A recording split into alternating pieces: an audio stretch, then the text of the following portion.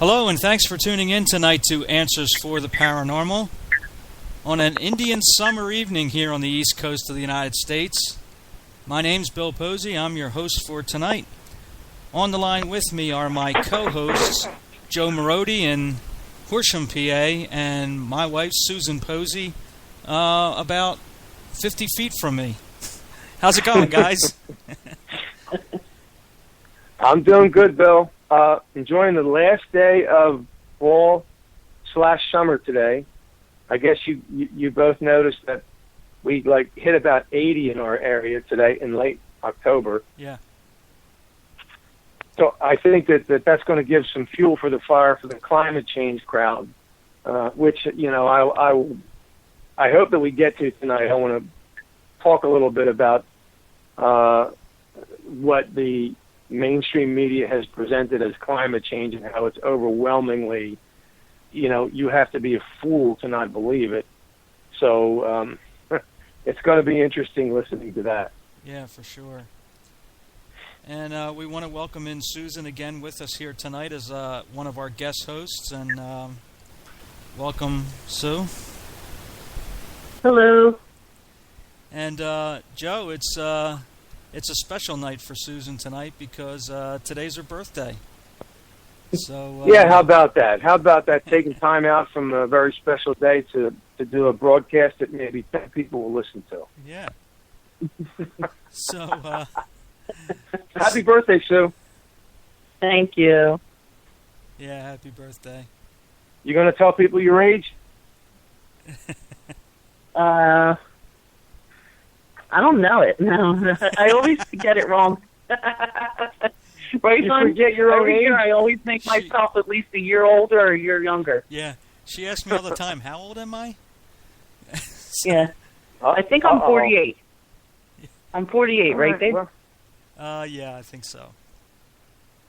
According to the calendar. Well, hey, it's you got a little catching up to do to me and Bill, so. Yeah, that's for sure. Well, we want to thank everyone for tuning in tonight, those listening live, and those who will be listening via the podcast. We've titled tonight's broadcast Selection 2016 Part 2. And this is the continuation of our show from last Friday, where we began to analyze the election campaign here in 2016 for the 45th President of the United States, who will be elected in just a couple weeks from now, November the 8th. And what we've talked about, and both last week and what we want to talk about again this week, is that it seems to be, according to the polls out there, that this is more a selection than an election. And we want to explore those angles tonight. And Joe, when you consider the debate that just took place a couple nights ago, Wednesday night, and you take these two candidates and you look at them side by side, and I know I'm like flabbergasted in listening to some of the things that come from Hillary Clinton's mouth, and especially when you're talking about our borders, you're talking about the economy, talking about keeping this country safe. Right. Talking about foreign policy.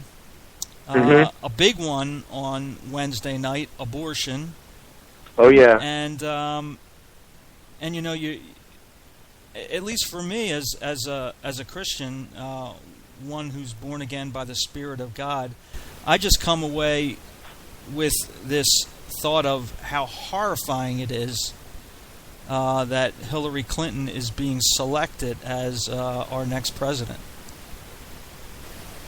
Well, Bill, as you know, we were both watching the debate, you at your house me at my house.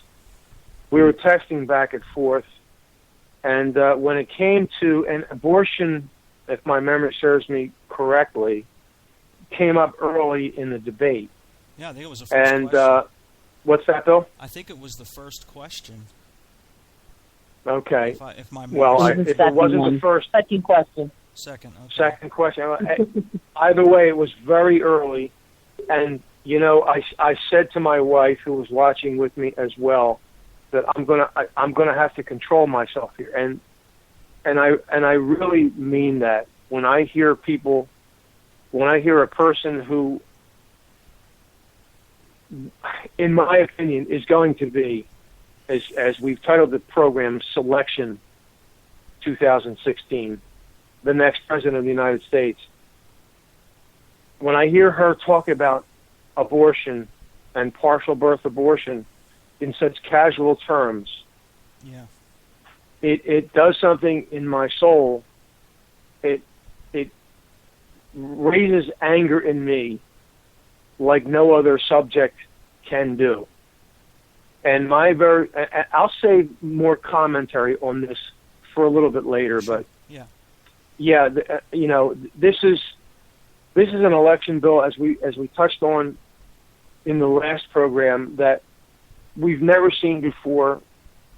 I believe we've never seen two more diametrically opposed philosophies going into an election than we have with Donald Trump and Hillary Clinton. And since last Friday, when we did our first broadcast, not only has nothing changed, it has really gotten worse, and I think the lines have been made more clear. I don't think at this point in this election you're going to have anything said or done by either one of the candidates that is going to sway anyone to cross over to the other candidate. The only thing at this point I think that is going to happen is people are going to be entrenched. I think we've all heard enough. I don't think anything else needs to be said. So from this point on, I think it's just like listening, watching, and waiting for maybe some bombshell to drop, whether that's before the election or after the election, I don't know. But, in fairness, I ought to mention that, before I go any further, as I'm thinking, when you're talking, you're also thinking at the same time, which is very difficult for me. So I have to say at this point that we don't have it, and I've heard this over and over during this election, a two-party system. No, we don't have a two-party system, okay? We have two parties that have dominated politics for the last century. Republicans, 2 centuries. Republicans and Democrats, okay? But we've had other parties. We have 2 other parties that are on the ballot this year. Mm-hmm. Libertarian nominee Gary Johnson, and the what's the other party? Green Party. The Green Party? Yeah, Green Party. Green Party is Jill Stein, okay? Right. In the past, we've had, Ralph Nader has run on the, I think he ran on the Constitutional Party, or it may have been the Green Party, but we've also had the Constitutional Party. So, you would think by listening to the mainstream media that there's only 2 choices every 4 years. There's only 2 choices every 4 years. It's Republican or Democrat. Well, no, it's not been like that for a long time. You have a bunch of other choices as well. The difference is you don't really hear. Well, here we go with the echo again, Bill. Yeah. Okay. Well, it just stopped. All right. I thought you were breaking in and say something. So the difference is you don't hear from the other parties nearly as much as you hear from the 2 major parties. So I just wanted to make that clear up front. Sure. Are we going to be going back to the abortion subject? Yes, we are. Oh, okay. You can make a quick comment, as it was kind of where I wanted to start off with. No, okay, the only comment I really wanted to make I mean, of course, it's a subject that could be spent a lot of time on it. Yeah. But I found it interesting that, you know, one of the things that Hillary was purporting on the debate was that, you know, these are intimate, very personal decisions that a woman needs to make for the life of her, possibly the life of her, or an illness or whatever the situation may be. And I think it's very interesting because I honestly didn't know this.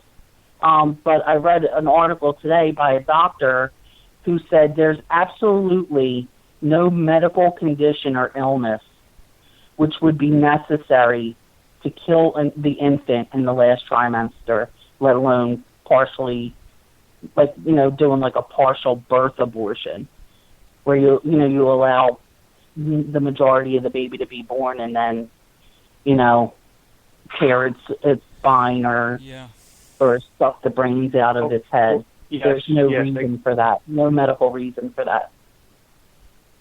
Which And I Sue, thought let was me very ask- interesting because she tries to act like, oh, well, these could be decisions that would, you know, be life detrimental to the mother. Well, yeah, let me add this also, so to what you just said, and I'm glad you brought that up. They do act, whenever the issue of partial birth abortion comes up, they do act as though that is something that is very commonplace. Like, it's either you have the baby or you die. They make it as though it's like one or the other, and that it's a very common situation. Mm-hmm. Yeah. And you know, this is what they do. This is how they muddy the waters when it comes to a clear decision that you have a baby that's about to be born. Physically, they've already been born when the sperm meets the egg. Right. I will continue to say that as long as I live, because no one has ever refuted that I've said that. Mm-hmm. And that's science at work. And that's the knowledge. other thing, too, not just calling it the unborn, but the thing that's even been deceptive to me as a woman is always being told, oh, it's a fetus, oh, it's like a blob, it's not really fully formed. Well, really, the word fetus is just a baby in Latin, number one. And number two, it's not just a blob. I was mortified. Literally just like a week ago, I watched a YouTube video of and it was only like the first trimester, because I thought, you know, well, if the woman makes that decision in the first trimester, at least it's like, you know what I mean? It's not like fully formed baby. But I was mortified to see a YouTube video of a 12-week-old fetus or infant, whatever, baby, that was aborted, and it had everything: heart, arms, legs, head, and it was literally kicking and moving its arms and legs after being aborted. Yeah. Well, Susan, that's what they don't want you to know. And you know, I don't really care if people think that my position on abortion is extreme. I will continue to stand by what the Scripture says in Jeremiah chapter 1, that I knew you while I was forming you in the womb. By the way, that was the only scriptural reference by a candidate, a vice presidential candidate, was from Mike Pence, as he actually quoted that scripture when the subject of abortion came up. So that tells you what kind of a man that Mike Pence is. Okay? Yeah. And the other thing that I would encourage people to do, as Susan is talking about this doctor, and as it pertains to abortion, late-term abortion, check out what Susan said. Do your own research. We always encourage people that don't just listen to what we say and believe what we say. Now, we believe that we do a lot of preparation. We know that we do a lot of preparation. We do a lot of research, but don't trust that wholly. And I would encourage people to go check out the information anything that you hear that us say tonight or any time. So, you know, that's something that we've always said from the beginning, Bill. Yeah, we sure have. I wanted to give out our web address before we get into the broadcast tonight. You can find us at on the web at www.answersfortheparanormal.org. So please go to our website, check us out.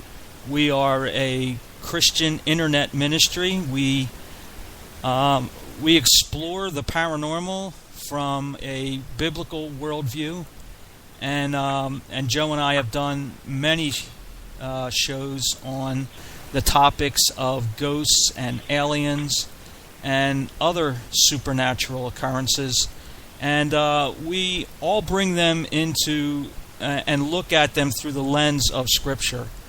And it's something that you're not going to hear out there too often. Most people get their education, so to speak, about the paranormal from watching cable TV shows and watching Ghost Hunters and Ancient Aliens and these kinds of broadcasts, and they are fed a bunch of lies, quite frankly. They are lies. Right. And everything can be explained through the Scriptures.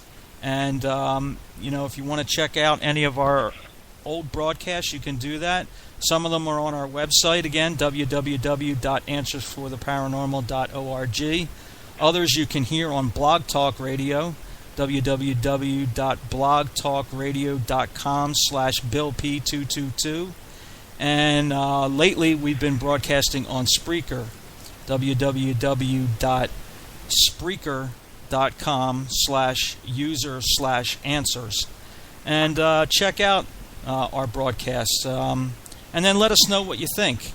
We want to enter into dialogue with people. Just this week, we've had an interesting contact that Joe's had the opportunity to speak with a certain persons, and this is what we want to do. We want to reach out and touch people's lives who are struggling in these areas, and we want to encourage them with the Word of God.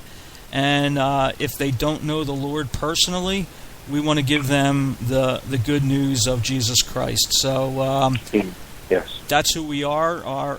Our both of our email addresses you can find on our website. Go to our contact page. 2 email addresses there: Joe at answersfortheparanormal.org and William at answersfortheparanormal.org. Shoot us off an email, and we'd be more than happy to talk with you. So we hope that you would do that. All right, we're going to now get into what we call our icebreaker segment of the show, and Joe has an icebreaker question that he wants to ask, and Sue and I are not prepared to answer, so look forward to what you have there, brother. Yeah, and this icebreaker question came to me, Bill, actually, as I was driving home from work. I'd say about 4:30. I happened to see what I saw, and it inspired in me the question that I'm going to ask to both of you right now. Okay. And unlike last week, and I don't even know if I'll get to it tonight, when I asked my icebreaker question, I said that I would answer it tonight. I don't know if I'll get to that tonight, but I definitely will get to my answer tonight, because I don't think I doubt that it would be the same as the answers that you both would give. Now, so let me ask this question. Tell me one thing you have seen or heard with regards to this election that has enraged you. It doesn't have to be from the candidates. It can be from any number of the panelists that they bring on to any number of the cable news stations. One thing that you've heard or seen during this. Now, there's a lot of things that we've heard or seen that have really gotten us very angry. Yeah. From both sides. Okay? But tell me the one thing that has gotten you the most upset and has stuck with you the most. Okay. So I'm going to hand off to you. You have baptism by fire here first. Well, I guess really when you think about it, we could think of a lot of reasons why we might get upset. But as far as like being like enraged or really getting angry, I mean, Right. I'm pretty even keeled when it comes to that. There's things that really bother me, especially with the laundry list of the Clinton cartel and all the crimes of the Clintons. But really, one of the things that I actually found myself like literally mad and like cursing at the TV is during the debates when the bias, the talking, interrupting Trump, talking over him, talking at the same time as him, so like we can't hear his answers. You know what I mean? But yet the other side, and this goes not just during the presidential candidates, but even between the running mates. If you remember, Right. Pence had to put up with this too, constantly being talked over by Kane the entire night. And actually, I think it was that one that actually I was like really enraged. Like, will you shut up so I can hear the man speak? You know what I mean? But besides that, that's the one thing. Because like I said, I think I'm pretty even keeled and tempered.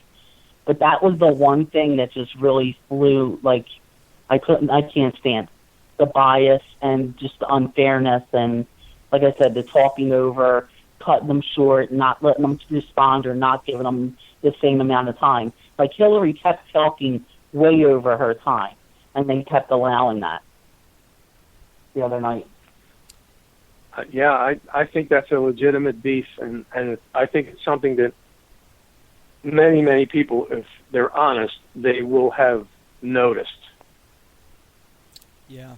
And actually, I did read that today, that she spoke, I believe it was 12 minutes longer than Donald Trump had during that debate. Right. So, yeah, that is for sure something that has been maddening.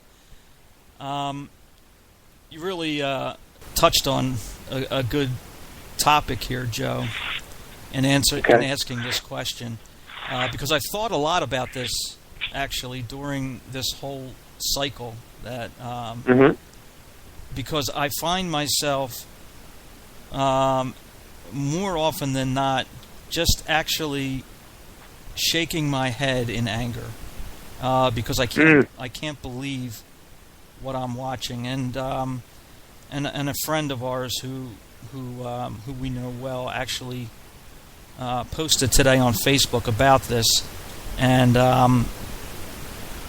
the thing that has really enraged me has been the treatment of the two candidates by the mainstream media, and how unfairly they've reported on the two candidates, and you just see the bias by the mainstream media. Now, the print media, whether it's the Washington Post, the New York Times, the LA Times, they've all pretty much attacked one candidate while letting the other candidate off the hook on so many issues. The Wall Street Journal has probably been equal, maybe 50-50 in the print media.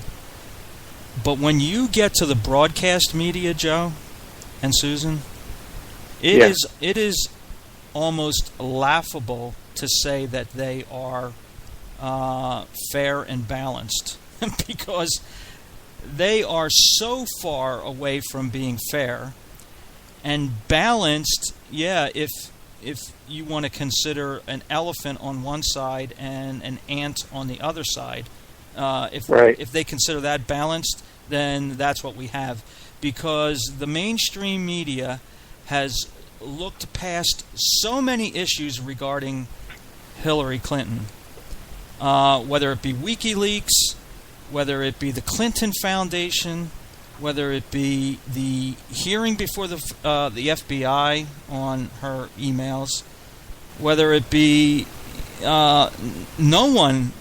I've yet to hear anyone touch on Benghazi, but as Hillary would say, what difference does that make now, right? So they don't want to touch any of those issues. But if Donald Trump comes out and makes one of his boneheaded statements, that's all they talk about for days, for days on end. And, and can't we get to the issues, please? Can't we talk about the issues? You know why they don't want to talk about the issues, Joe? Because the issues show the clear difference between these two candidates.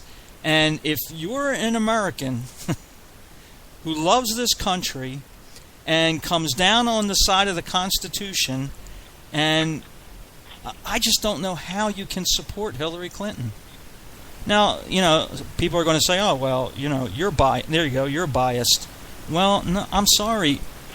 I look at these two candidates, and I look at the issues between them, and there's just nothing there on the side of the Democrats that I can support.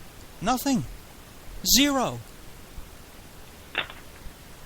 If I can add a little bit, too, to what you were just saying, hon, is, like you were saying, all of the media has Trump and his accusers or his words or whatever it is that they're reporting on him, they have it on auto replay. I mean, people can hear it 24/7, 7 days a week on one or the other channel.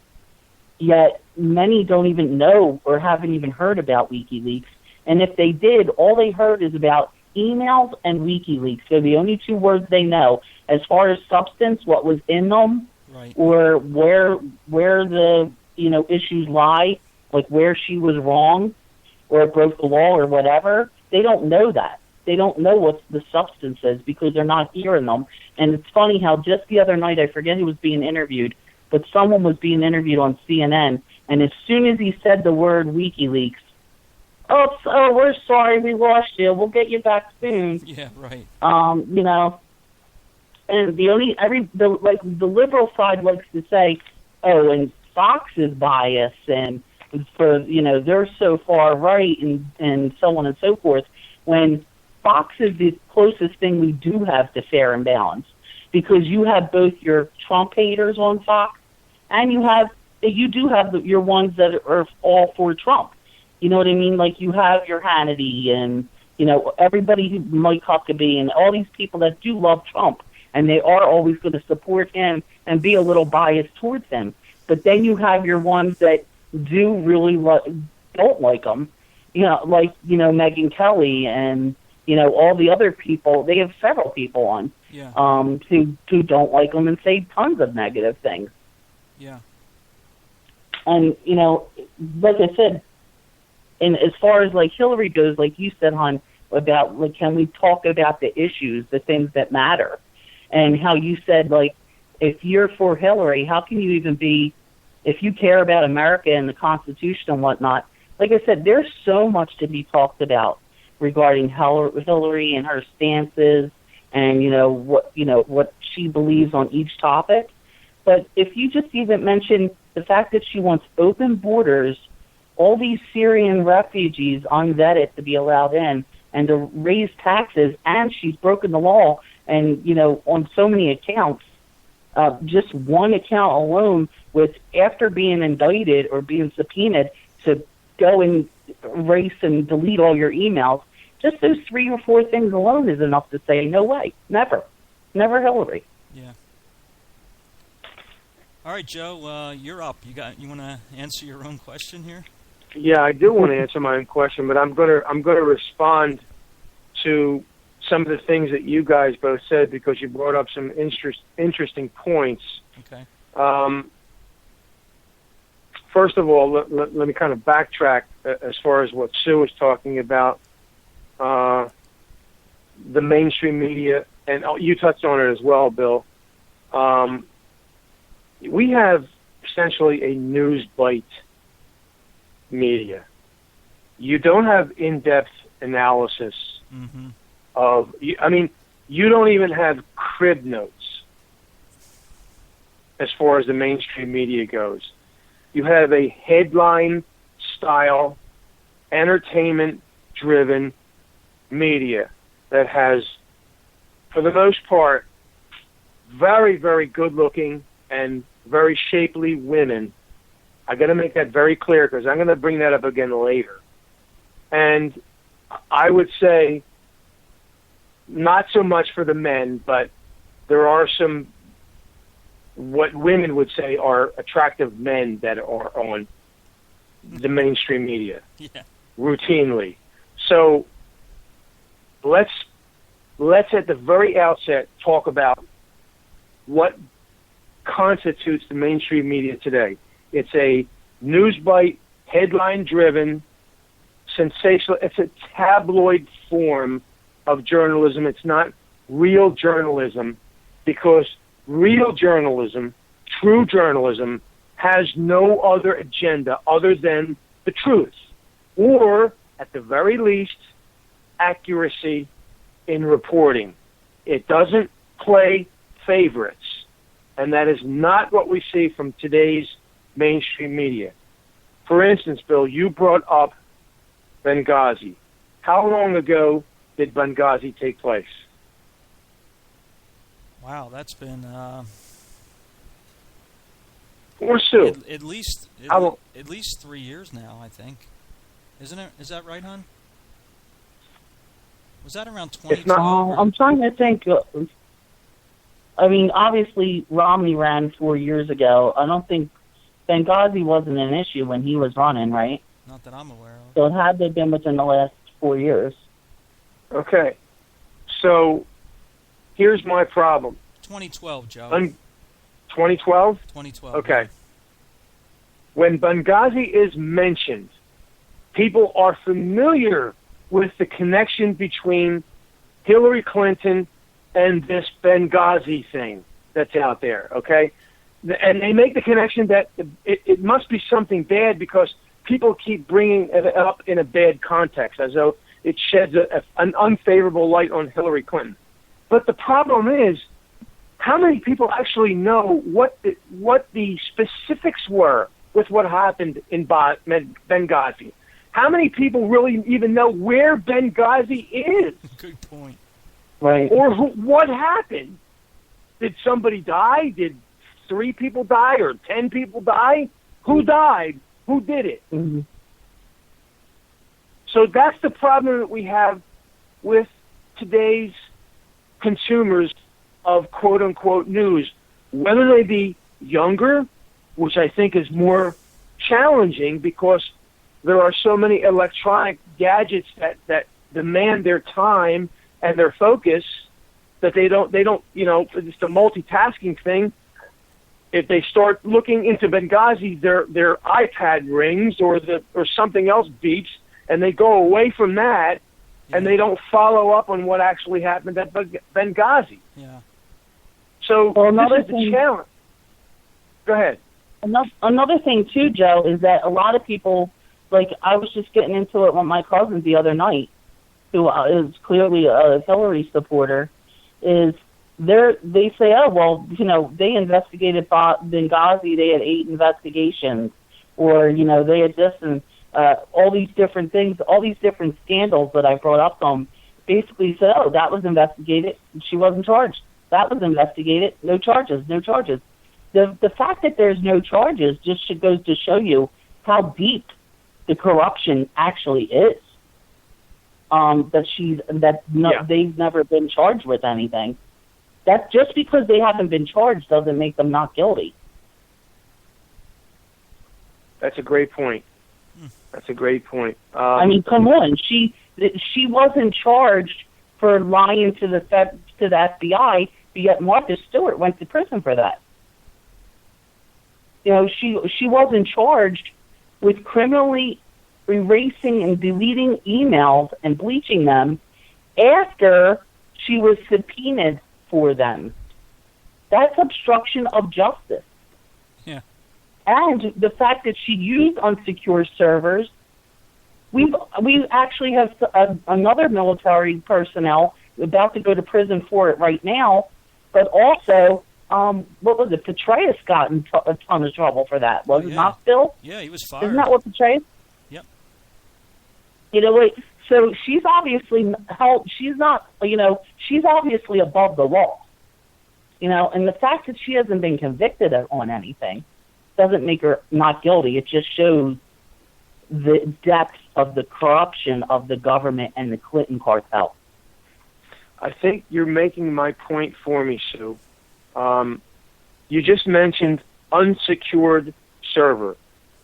That is a phrase that we're all familiar with now, regardless of age. Unsecured server. How many people actually know what that means? Right.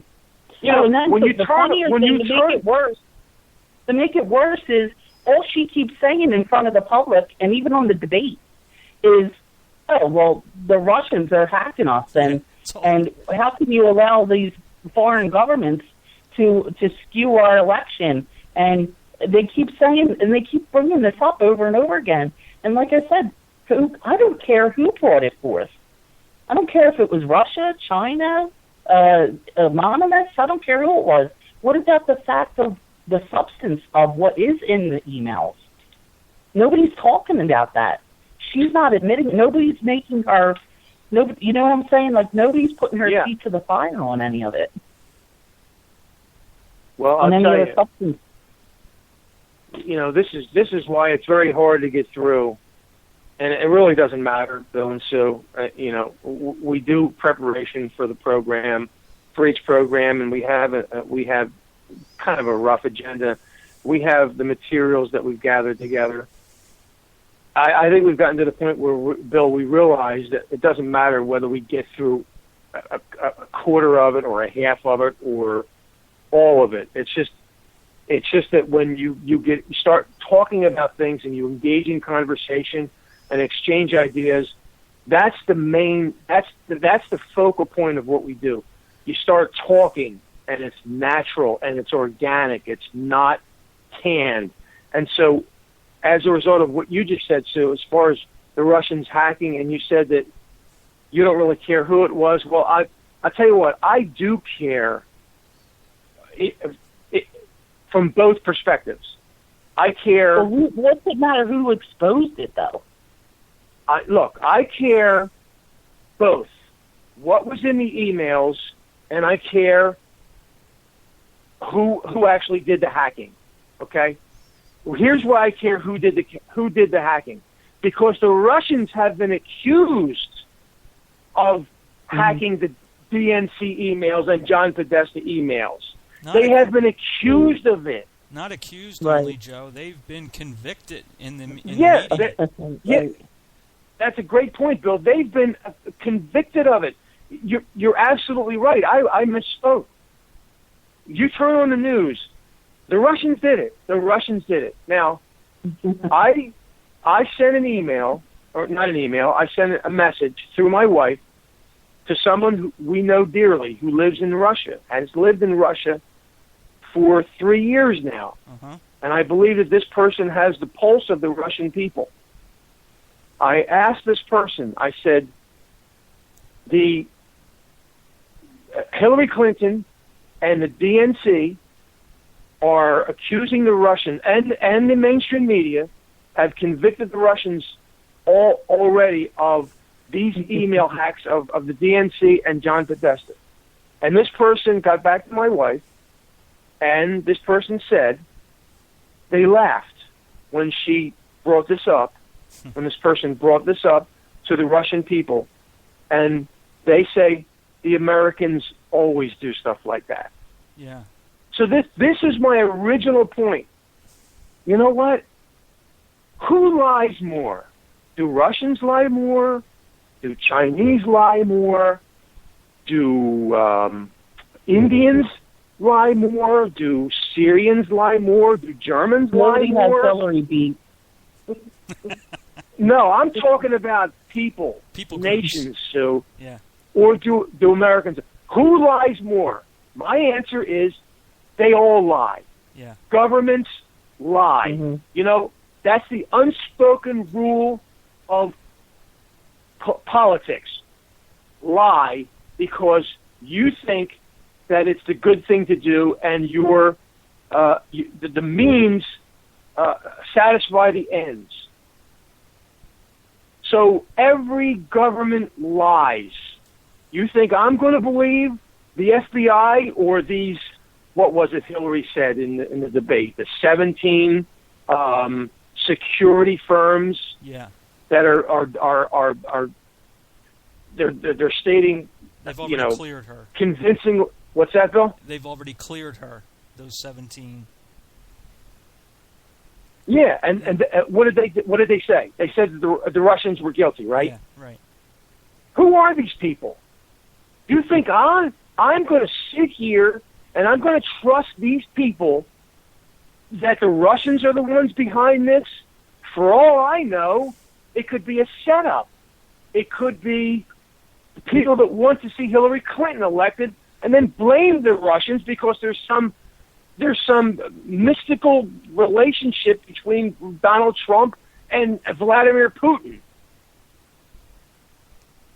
So what am I supposed to believe as an American who's been lied to his whole life by his own government? When you talk about politics, Bill and Sue, you watch movies. Mm-hmm. The whole culture of politics can be summed up in one word: corruption. Everyone can agree to that. So now I'm all of a sudden I have to start believing the security experts that Hillary Clinton is referring to. And, you know, somebody on CNN brought up a good point. Oh, you mean the same security experts that said that there were weapons of mass destruction in Iraq? Yeah, right. Mm-hmm. So that's why I care. I care about the content of these emails, and I care about the fact that they're accusing someone without a response. I haven't heard an official response from Russia yet to these accusations. Maybe both of you have. I haven't. No. But I question this person that I know that has lived in Russia. They laugh about these accusations. Oh, I'm sure they do. Mm. And, you know, I haven't heard anything about a response officially from Russia, and I don't think they're going to respond, Joe. You know, if they come out and say, we don't know what you're talking about, you know, it's going to be, oh, well, there you go. You can't trust the Russians. You know they're lying. And if they come out and admit to it, then, you know, you have a whole other situation that you have to deal with. So, of course, they're not going to respond. They don't need to respond. The burden of the proof is on the U.S. government to prove it to the American people. And they haven't done that. No, they have not. But, Joe, all they have to do on TV is say it's so, and the public believes it. Whatever is told to them on TV, they believe it because they heard it on TV. How many times do we have to talk about this? Well, it's the same thing with Trump. He's already been tried and convicted through the media with no due process. He's already lost thousands of women votes, supposedly, according to the polls. There you go. Yeah, so we're definitely going to get to that, believe me. And in my opinion, I believe that I'm going to shatter the perception of what the mainstream media is portraying with specific reference to the Access Hollywood tape. That's the first thing that we're going to get to, Bill, okay? Okay. But I got to answer my own question, okay? Yeah, that's right. You never got to do that yet. That was about 3 days ago that I asked that question, I think. Right. So, again, here's the question that I asked. Tell me one thing that you have seen or heard with regards to this election that has enraged you. And I said that I was driving home today when this question occurred to me. And you're familiar with this Catholic church, Bill. It's on Street Road in Warminster, mm-hmm. and they have a bunch of white crosses that are on the lawn. out in front at Line Street Road. Uh-huh. I believe the sign says each one of these crosses represents 1,000 surgical abortions since, and I didn't get a chance to see since when. It may have said 10,000 surgical abortions. I don't know. Here's my problem with that, okay? What happened last night in New York? They had this Al Smith dinner, right? Yeah.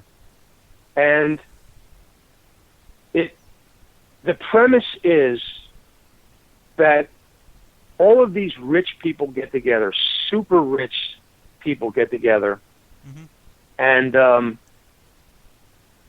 it's a benefit for Catholic charities, right? Right.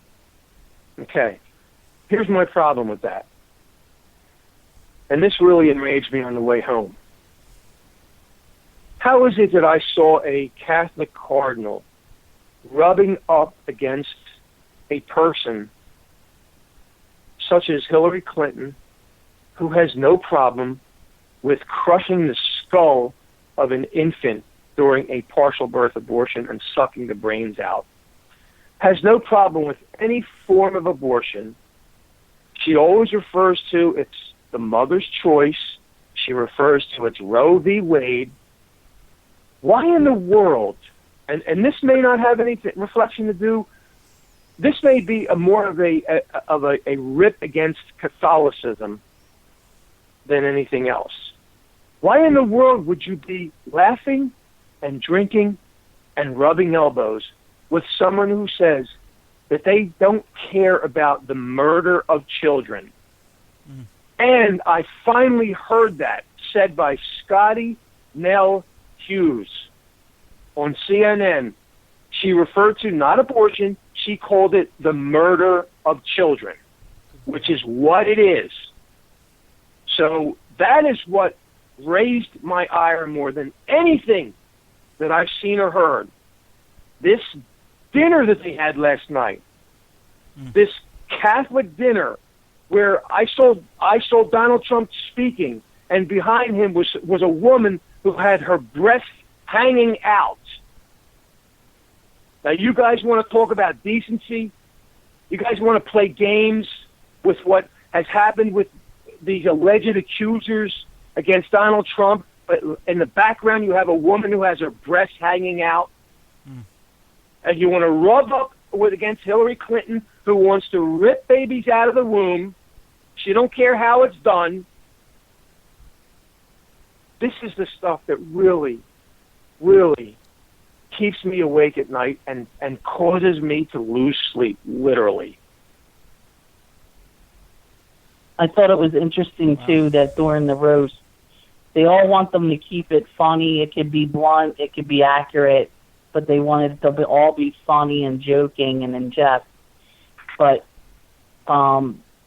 when Trump was really putting it to her, they were all billing him. I don't know if you caught any of that. Oh, yeah. Yeah, I caught it. The argument would be that it was supposed to be, historically, it's a self-deprecating event where the candidates make fun of themselves, not throw barbs at each other, and that's what the defense is going to be. But that's what they're going to, that's what they'll say that was why he was being booed, because he kind of crossed the line. No, but it's supposed to be a roast where they're being roasted. Right. Well, actually, making fun of them. Look, I wasn't aware of this Al Smith dinner until maybe a week ago. First of all, I think it's nonsense. It's ridiculous to me. Maybe I'm in the minority here, but I happen to think that what candidates for high offices actually have to say about serious issues isn't something to be laughed about. Right. But people want to say that, it's levity, it's a time of joking. You know what? Go joke on your own, among your own people. Hillary, you go joke with your people Donald, you go joke with your people. I don't need to see that nonsense. If Catholic Charities needs to make fun of issues like that, then there's something wrong. Right. And again, I'll go back to, if you're okay with sitting with an abortionist, whoever this cardinal is of New York, I don't know his name. If you're okay with sitting next to her and whispering in her ear and laughing with her, you're a friggin' hypocrite. You are a hypocrite. You guys want to have your crosses on the lawns, and you're right to do so, but then you go rub elbows with abortionists and pro-abortionists and pro-murderers and baby killers like Hillary Clinton, then you're a hypocrite. See, this is the one thing going to that I can't stand. I can disagree with someone on issues, and I can respect them on that, but I can't tolerate hypocrisy. Jesus couldn't tolerate hypocrisy in the Pharisees. I can't tolerate hypocrisy in those people who name the name of Jesus Christ today in this world now, and who want to play games with people like Hillary Clinton and all those who stand up and say that it's a woman's choice, that it's Roe v. Wade, we have to follow the laws. Well, you're forgetting about God's law, that he knows you while he's forming you in the womb. And see, this is why I cannot vote for someone so depraved as Hillary Clinton. Now, I heard from Donald Trump's own mouth his position on abortion, and he couldn't have made it any clearer, his position against ripping the baby out of the womb. And she tried to play games with, you're using scare tactics, Donald. Yeah. When you're talking about partial birth abortion, you're using scare rhetoric. Well, you know what? People should be scared, because that's what you're doing to children in the womb. And I challenge I can't anyone. believe the amount of people that never heard of it. I've actually come across people who were like, oh my gosh, that happens? I've never even heard of partial birth abortion. Well, guess what, sir? You know why? Because they're so damn cowardly. If they believe in this procedure, if they believe in abortion, put it on television. I can put on a medical channel and I can see heart surgery. I can see liver surgery and kidney surgery. I can see amputations. And if you think that you can, you're wrong, because I've seen them. One thing I've never seen on television is a partial birth abortion. Now, why don't they put that on television? Right. I guess you two can see why I'm answering my own question in the way. Because nothing gets me like this. And I said this last week.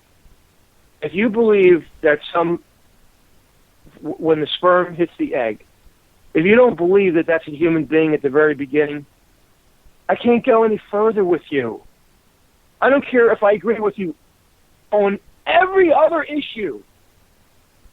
If you don't acknowledge the fact that that's a human being from the very beginning, I don't want anything to do with you. I don't want anything to do with you. I have to add this too, Joe, is that, like you said about Hillary saying, you're using scare tactics and this, that, and the other thing. The Democrats do the same thing. They try and say, you vote for a Republican, you're going to get back to back alley abortions. You're going to be using hangers and this and that. They use the same scare tactics, and as sad as it may be, it upsets me that there's times where there's a lot of people who agree with a lot of the other stuff, but especially women will not vote for the Republican because they believe these lies that Roe versus Wade's going to be overturned and we're going to be back-to-back alley abortions. Because as sad as it may seem, Joe, that is never getting overturned.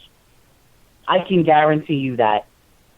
I know. Roe versus Wade is never getting overturned. So by any woman voting for Trump or any other Republican, it's not getting overturned. So that shouldn't be the criteria of why you vote for a Republican or not. Well, you know what, Sue? I'm going to have to disagree with you on that. As I've just stated, I can't go any As our further. world is, you really think that's getting overturned? No, I really don't think that it's getting overturned because I think that if Donald Trump won the election and of these 20-something odd justices that he's proposing that are, in his words, pro-life and they're conservative, if they get into that's not how the judicial system. The Supreme Court doesn't make law. The Supreme Court doesn't overturn law unless something is brought before them. It has to come from Congress. The Supreme Court is not the legislature. No. The people understand what I just said? That's why Roe v. Wade can't be overturned by simply adding a conservative pro-life justice to replace Antonin Scalia on the Supreme Court. Because they don't make laws. They hear cases that are brought to them. Right. Yeah, it's their job Exactly. to interpret what the Constitution states.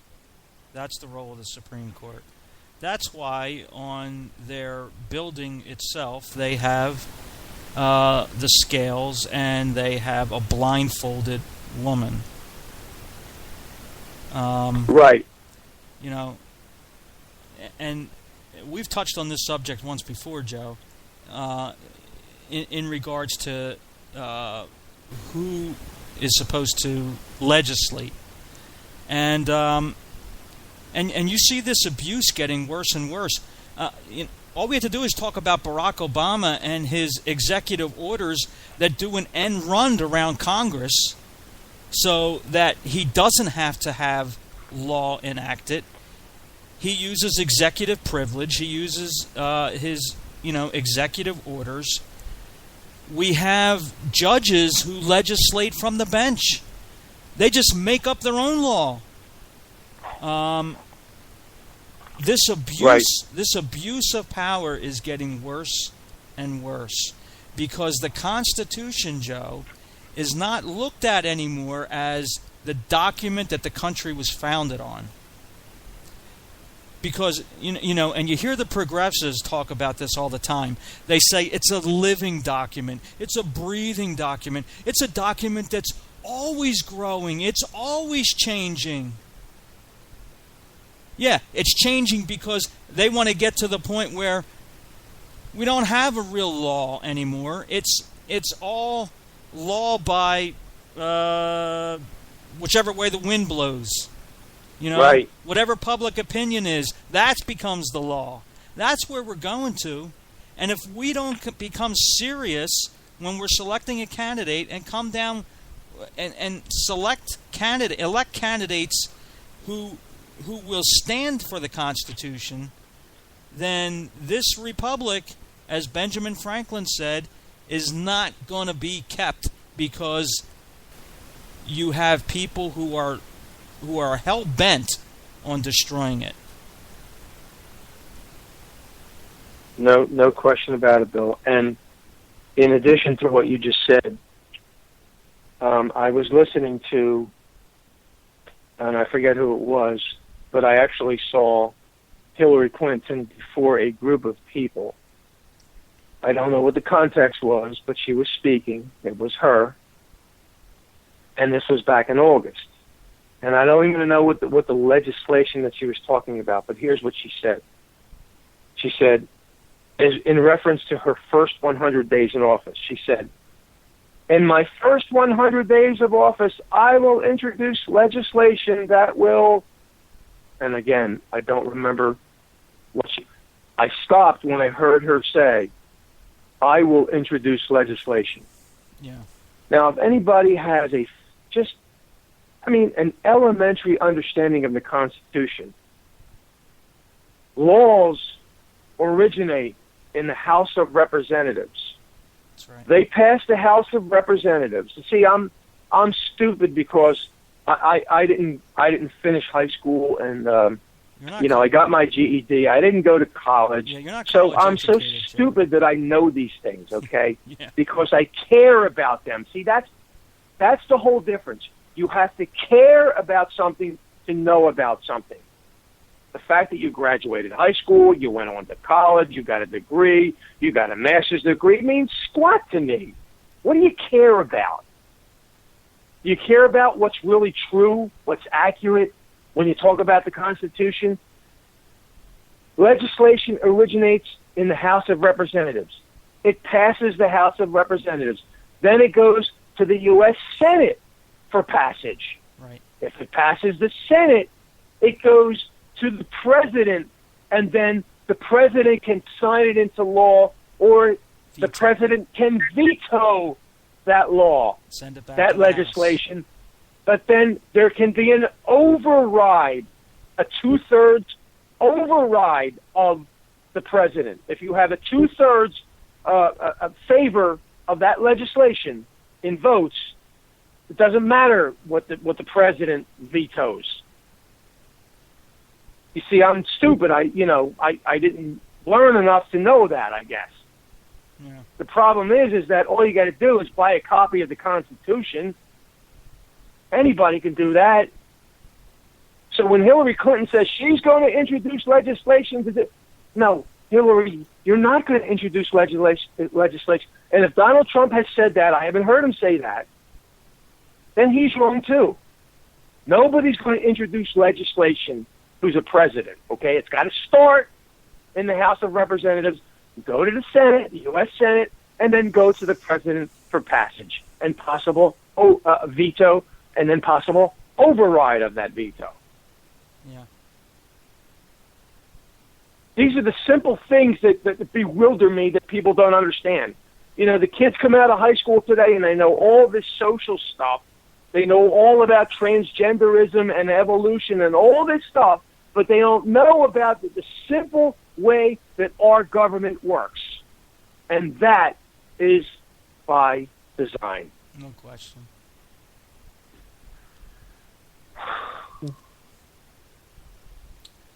All right, Joe, where do you want to go from here? Well, I think that we ought to take a look at, and Sue alluded to this earlier, the main issue, there are two main issues, clouds, black clouds over both candidates' heads. Mm-hmm. The black cloud that is over Hillary Clinton's head are these WikiLeaks documents and the emails, the 55,000 emails that have not been revealed. That's over not Donald it. Trump. I mean, she's also been a criminal. You know, her whole career is criminal history. You know, starting all the way back at Watergate, you know, I mean, Travelgate and all that. I mean, I think the WikiLeaks would be the most recent cloud, but I mean, right. Really, it's a laundry list. Yeah, but I'm talking about what is the hot topic of this campaign at this point in time. With Clinton, right. I believe it's the emails and the WikiLeaks that are haunting her. And again, it really hasn't been fleshed out. It's just news bites that are out there. With Donald Trump, there's no question that prior to, well, this week, the hot topic, and we'll get to this one as well, as far as his talking about whether he's going to accept the nomination or not. You know, that's the controversy du jour, or what's the du jour is of the day. How do you say it in French, of the week? Du week. The controversy for Trump is his whether or not he's going to accept the outcome of the, and we'll get into that, of the election. But prior to that, it was the sex tape of Access Hollywood on the bus and Donald Trump's words. Now, I want to get into this for one main reason. There's a difference between lewd, depraved talk and sexual assault. What's the difference between sexual assault and rape? Is there a difference? Well, rape is definitely a sexual assault, so I don't see the difference, really. Donald Trump has been accused of rape. When you say sexual assault, it cleans it up a little bit, doesn't it? Yeah, it doesn't sound as ugly as... These cowards on the mainstream media refuse to use the word rape. They are cowards. They act like they are speaking as a result of their own convictions, but they're cowards. They use the term sexual assault. Well, wait a second. I think that he's been accused of sexual assault, meaning supposedly these accusers are saying, he touched me inappropriately, or, he fondled me in some way or whatever. I don't know of any of them coming straight out and saying he actually raped them. Unlike What's the difference? Bill Clinton, he's the one with the accusers saying that he's actually raped me. What's the difference between sexual assault and rape? Well, I think because, like I said, sexual assault doesn't necessarily mean rape. It could be groping or touching inappropriately, a number of things. Talking in an inappropriate way sexually to somebody. No, that's not the same as sexual assault. That's you're right. That would be more like harassment. Right. Okay. But like I said, there is definitely a difference between assault and then literally, rape or penetration. Because I'm sorry, I don't consider grabbing a woman by any part is rape. That's not rape. Well, I got to disagree with you there, Sue. I think that anybody that, and this is going to go to my point, anybody that physically touches a woman unwanted, I repeat, who physically, sexually touches a woman unwanted, where the woman is resistant, that is rape. Penetration is not needed. Well, I disagree as a woman. And, I didn't research it or anything. But I think if we researched it, I think actual rape would probably have to include penetration.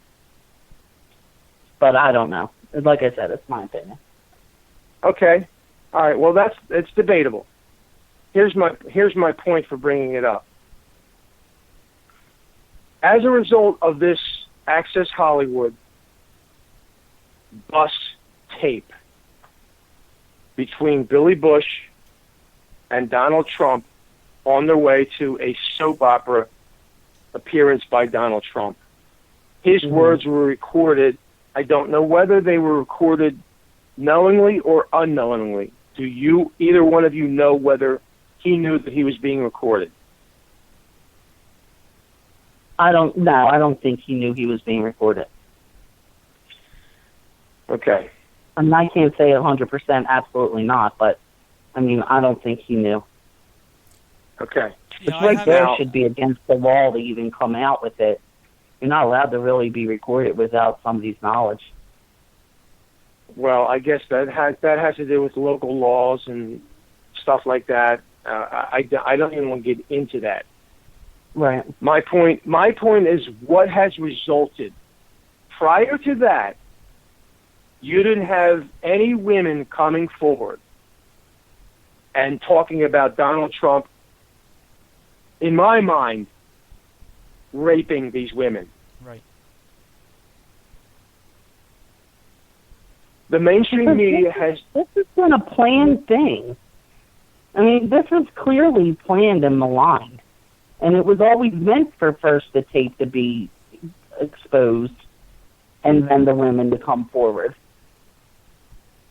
Yeah, I think well, so. I'll tell you what. I'll tell you, Sue, I believe that that's true. And I believe that that was why Anderson Cooper asked the question, if he ever did any of those things that he said on that tape. I believe that that was a setup. But again, I think that that's besides the point. I care about what is actually said.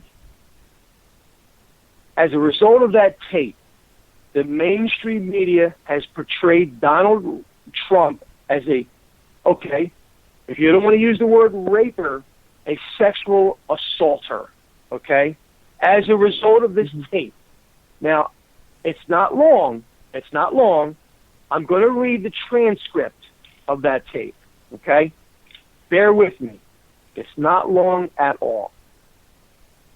I'm going to show here that what Donald Trump is not suborning or not describing is sexual assault. Rather, an agreement between two people. That's what I'm going to prove from this This is the transcript from the New York Times, okay? Donald J. Trump says, and unknown says, she used to be great. She's still, now, I want Bill, now, I trust you two.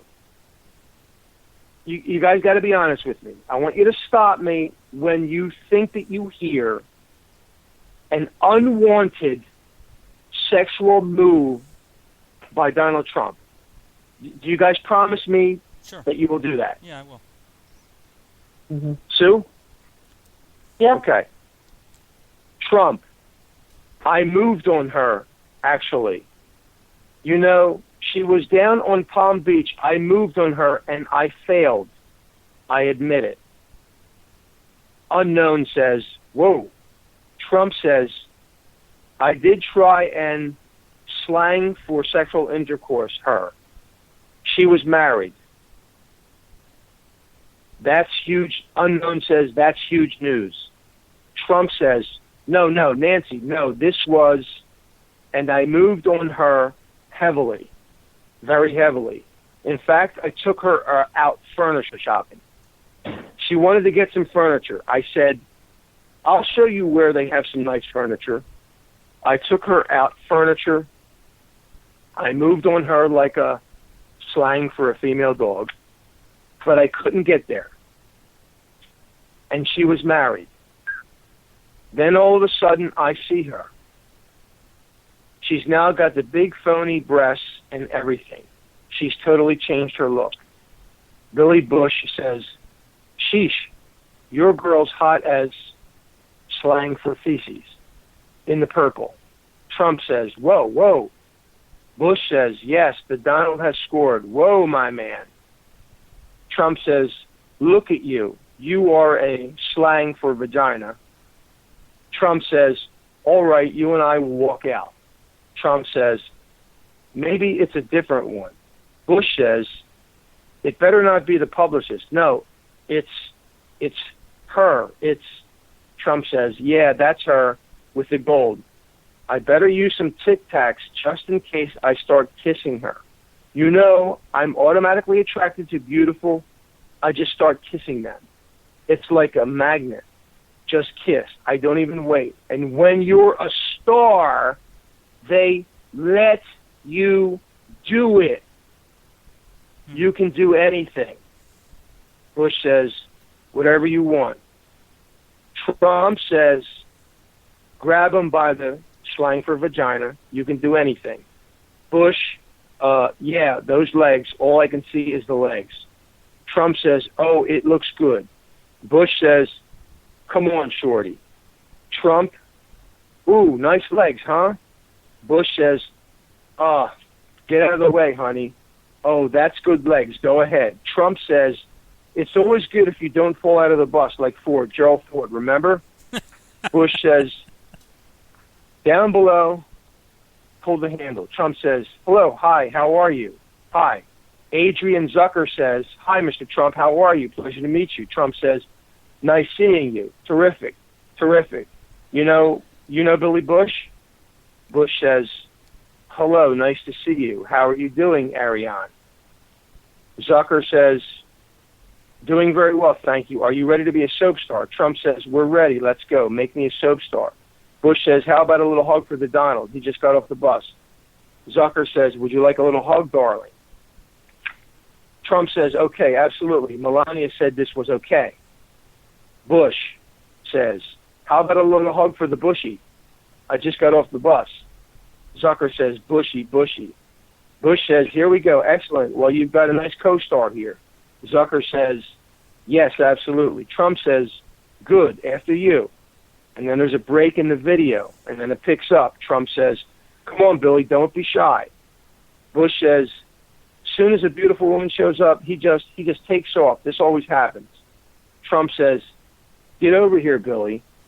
Zucker says, I'm sorry, come here. Bush says, let the little guy in here, come on. Zucker says, let the little guy in. How you feel now? Better? I should actually be in the middle. Last page here. Bush says, it's hard to walk next to a guy like this. Zucker says, here, wait, hold on. Bush says, yeah, you get in the middle. There we go. Trump says, good, that's better. Zucker, this is much better. Trump says, that's better.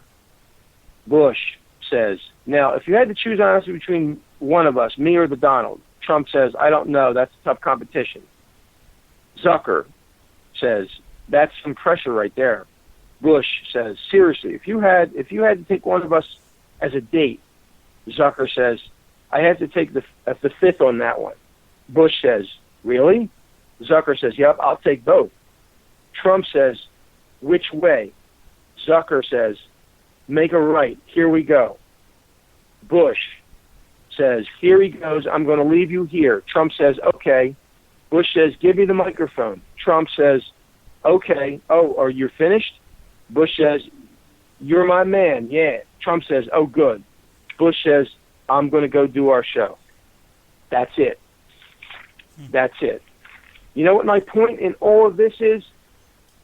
All of the sexual interaction that Trump is describing here, he says, is a result of being a star, and he says, quote, when you're a star, they let you do it. You can do anything. That's the whole difference. You can say, and I would say, as a Christian, that he's describing adulterous behavior here. Yes, but he's not describing sexual assault / rape. That's been my whole position since I listened to this tape and then I printed out the transcript. And yet the mainstream media has taken this to the next level, and they've created a whole narrative where everybody that tunes in now is thinking that Trump sexually assaulted women. Yep. And that's not what he is saying on this tape. It's simply not what he's saying. I'm not going to defend his language. What I am going to defend is the fact that he's not a sexual assaulter. He's not a rapist. Mm-hmm. But it's totally the opposite in the mainstream media. And Sue, you alluded to this earlier. How many votes has he lost as a result of these women coming forward now and him being tried in the media as though the burden of proof were on him to prove that he's innocent? No, the burden of proof in our system of jurisprudence is you make an accusation against a person, you bring it to a district attorney, the district attorney decides whether there's enough to go forward, enough evidence to go forward, and then you try the case. But we've bypassed all of that now, and we have all of these women coming forward who can say anything they want. And it doesn't matter whether Donald Trump did it or not. In the minds of millions, he's guilty because he's been tried in the media. Yep. And not only that, but not only what he said is not sexual assault, but basically what he said is, well, first off, it's talk that goes on among men that aren't around women, and you could see he was a perfect gentleman once he got around that woman. But this, I'm not making excuses, but this is talk that every man is guilty of. So for anybody to act like they're, and women do it too. So for absolutely anybody to act like holier than thou really gets my goat, number one. But number two, like you said, what he did or what he said, because he didn't do anything, he was speaking, it was words. What he said was not sexual assault. Basically, it was like he was saying, oh, I was hitting on her. Or it would be like a guy saying, oh, I tried to get in her pants. Exactly. And I wasn't successful. Failed. Right. Right. There was He no didn't say difference. that she That's all he was me saying. off. Right, exactly. All he was saying was, I tried to get in her pants, and I wasn't successful. And then he said, you know me, I just love beautiful women. So what, I'm supposed to hold it against Trump because he's a heterosexual male who happens to find women attractive? And then, so that basically that's the next point he's making. And then he's saying, because of my celebrity status, women do let you just kiss, you know, grope them or touch them or kiss them. And kissing them, I don't even think he meant on the mouth. I think he meant just like, you know, hugging on them, you know, kissing them. You know what I mean? Like, our current vice president is doing it now. The greeting. You know, the way he gropes women, grabs them, and whispers in their ear. I mean, you could look it up if you don't believe me. And not only just women. I've seen him do it to little girls. You know, but that's inappropriate. I don't even think he's talking about that. I think he's just talking about, oh, when he sees a woman, no, just kiss them on the cheek, kiss them, maybe even going for the lip. You know what I mean? I don't know. But I don't think it's in a way where he's, like, raping them. He's just, like, he's attracted to them. He's admittingly being attracted to them, and just goes and kisses them, and they let him. And I'm sure, especially with his celebrity status, I'm sure he's got women throwing at themselves at him all day long. You know, I'll tell you what I find interesting about the transcript here. And the mainstream media has completely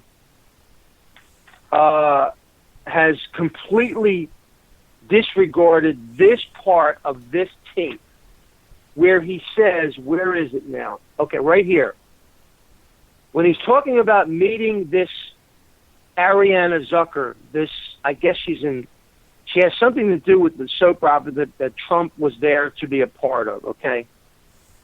When he says that, as far as kissing this woman, he says, okay, absolutely. Melania said this was okay. He refers to his wife in a way that he had a conversation with her, suggesting he had a conversation with her. If this happens, you care if I give her a kiss on the cheek or even on the lips? Do you really care? But they completely overlooked that. And here's another thing that I want to get to. When we're talking about, Sue and I, we're talking about, is it sexual assault? Is sexual assault the same as rape? We have a difference of opinion on that, and we'll look further into that. And if we have another show, we'll make a clarification on that. But here's what I want to describe. This is going to make my point right here. I don't know if either one of you are familiar with a person by the name of John King. He's a frequent contributor to CNN. He's not a guy that it's in his 20s. This guy's got to be at least in his 50s. He has something to do with political affairs. He's a political analyst for CNN, or he has some official position somewhere. But anyway, and I caught this when he said it. He said that the description of the contents of the Trump tape, this is verbatim, the description of the contents of the Trump tape is felonious behavior. He is accusing Donald Trump of being a sexual felon. That's why I said, is there a difference here between sexual assault and rape? I don't think there's a difference. You don't go to jail for kissing. And there's a lot of you guys out there then that are felons and should be being prosecuted then. That's my whole point. And my whole point is this. As a woman, I am not offended by anything that Trump said. What I am more offended by, and a lot of people say, oh, but Bill isn't the one running for president. And not only did Bill Clinton have several victims, documented fact that he did have sexual relations and rape and with women who did not want it. I'm not saying Monica Lewinsky is one of them. There's several other women, though. Juanita Broderick, Jennifer Flowers, Kathleen, what's Willie. their last name, Willie. Bill? Willie. Yeah. Willie. You have all these other people who say this was not consensual. He raped me. He did this or that. He's been accused of it. And like I said, what's offensive to me is not Trump's words, but Bill Clinton's actions. But more offensive even than Bill's actions to me are actually Hillary. That I'm more offended that she defended Bill's actions. She went and attacked his victims, called them trash, that nobody would believe them, hired investigators to smear them, discredit them, threaten their lives, ruin their private and professional lives. I am more offended that her, who is running for presidency, did that to women and then claims to be a champion of women and children. I'm more offended at Hillary's actions than Trump's words. Yeah. Yeah, well, that brings me back about an hour ago when we were talking about abortion. Hillary's a champion of women and children, unless you're a child that's in the womb. And then she promotes murdering you. Right. Okay, so let's make that clear. Not just a child that's in the womb. You're going to tell me Hillary is a champion of children outside of the womb, like the 12-year-old girl who was raped by two grown 40-year-old men, and she said that she wanted it, that she was sexually attracted to older men? This girl was picked up off the road and raped brutally to the fact that she can never have children. And Hillary smeared her name, and to this day, it still stands like that, and we have Hillary on audio tape. Why isn't that playing 24/7 on TV, on the Fair and Balanced media? We have Hillary on audio tape, like we had Trump on audio, of talking about this case, talking about how she got this rapist off, and that she knew he was guilty, and she laughed, saying that when he passed the polygraph test, it forever destroyed her belief that, in polygraphs, and then laughed about it. Why isn't that playing over and over again on the media?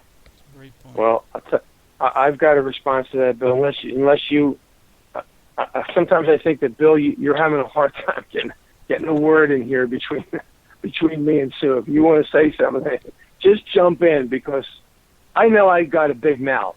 Okay, I know that Sue is not afraid to express her opinion. So, I think that you got to get in here whenever you want and just say what you think. Yeah, I will. Okay. I want to respond to what you were just saying, Sue. As far as Hillary and this 12-year-old that was raped, my position is this on that. The charge is made, or the response has been offered that she was a defense attorney for these individuals that were accused of raping this 12-year-old girl. And the response goes on to say that, well, she was just doing her job. Well, my response to that is, you know what? If you got to defend two guys that you know are guilty, and you got to make a 12-year-old girl look like she wanted it, then find another profession to say, I don't want this case. Suffer the consequences for making a right moral choice, even if it challenges your ability to make money. How about that? Yeah, I think you make a good point, Joe. And we did talk last week a little bit about moral choices that need to be made and that speak to the character of a person. And I think that when you look at Hillary and and just her response to certain things, you can tell that she does not have moral character. She says that, well, I was brought up in a good Methodist home, and but she won't go further than that as far as describing who she is as a person of faith. That's as far as she'll go. Right. Conversely, Donald Trump states that that he was brought up in a Presbyterian home, but he wasn't practicing Presbyterian. But lately, in his late years in life, he's begun to realize his need for faith and to be involved with a relationship with the Lord. So, I mean, we can't look at either one of these person's hearts and say, where they are in their relationship with the Lord. But I think that, if you just consider what is being said by the two of them, you really don't see moral conviction on Hillary's side. Now, admittedly, Donald Trump has said and done a lot of things that would question his character. I don't think there's any doubt about that. But, when you look at recent history, this tape that comes out is 10 years old. These women that are coming forward are saying, this happened to me 30 years ago, this happened to me 20 years ago. But you don't have anybody saying, well, last week I was, right, attacked by Donald Trump. So, has he had a change of heart? I don't know. But I can look at his convictions lately and say, you possibly have a man here who does have some moral character, who is trying to change his life. Where on the other side, Hillary, you don't see anything like that. You just see a further disregard for life, for anything that would show where a person is, in their own life. So, yes, your point's well taken here. The outright conviction of Donald Trump in the media is plain gross. To just come out and to level charges and then not even to have any kind of investigation behind those charges, to just say, well, he did it because these women said he did it, is just wrong. It's an outrage. And Bill, to piggyback off of what you just said too, I think it is worth mentioning that in just recently, Donald Trump did make a profession of faith. Right. I think that God is using this to humble him, and he even came out and said, I'm embarrassed by what I said. Yeah. I'm not going to make excuses for it, but, I'm not trying to make excuses, but it was just talk. It was just locker room talk. And that's honest. And he's absolutely right in saying that. That is all it was.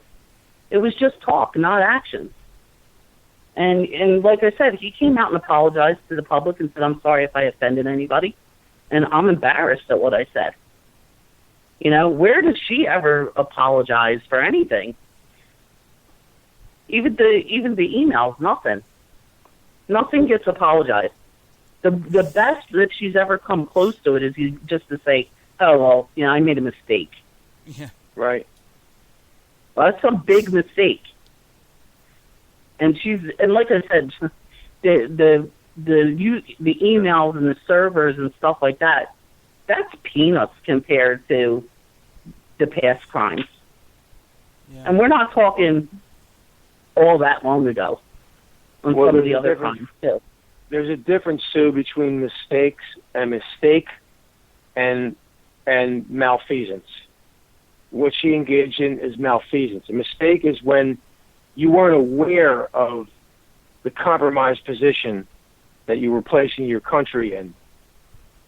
You made an honest mistake. You had some bad information. She knew what she was doing. That's malfeasance. There's a big difference there. Yeah. And I want to go back to what you were talking about, where Donald Trump, with me, when all of this sex stuff broke, and I learned that it was 11 years ago, the first thing that I thought in my mind was, yeah, I don't like what I'm hearing out of his mouth. To me, it's depraved talk. Whether it's locker room talk or not, it still reveals the heart. Yeah. But my issue is, that was 11 years ago. Is Donald Trump still the same man as he was 11 years ago? And it really was cemented in my mind when I was watching an exchange between Scotty Nell Hughes, who is a Trump surrogate, and a woman named Anna Navarro, who was a Clinton surrogate. And Scotty Nell Hughes asked her outright, Anna, would you want everything that you said 11 years ago or did 11 years ago brought out into the open? And she responded by saying, well, I'm not running for president. Well, you know what? Show me from Scripture where there's a different moral standard for someone running for president than someone applying for a janitor's job. There is no different moral standard. So she was saying, this Anna Navarro was saying that he has to be held to a higher moral standard because he's running for president. Wrong, in Donald Trump's words. Wrong.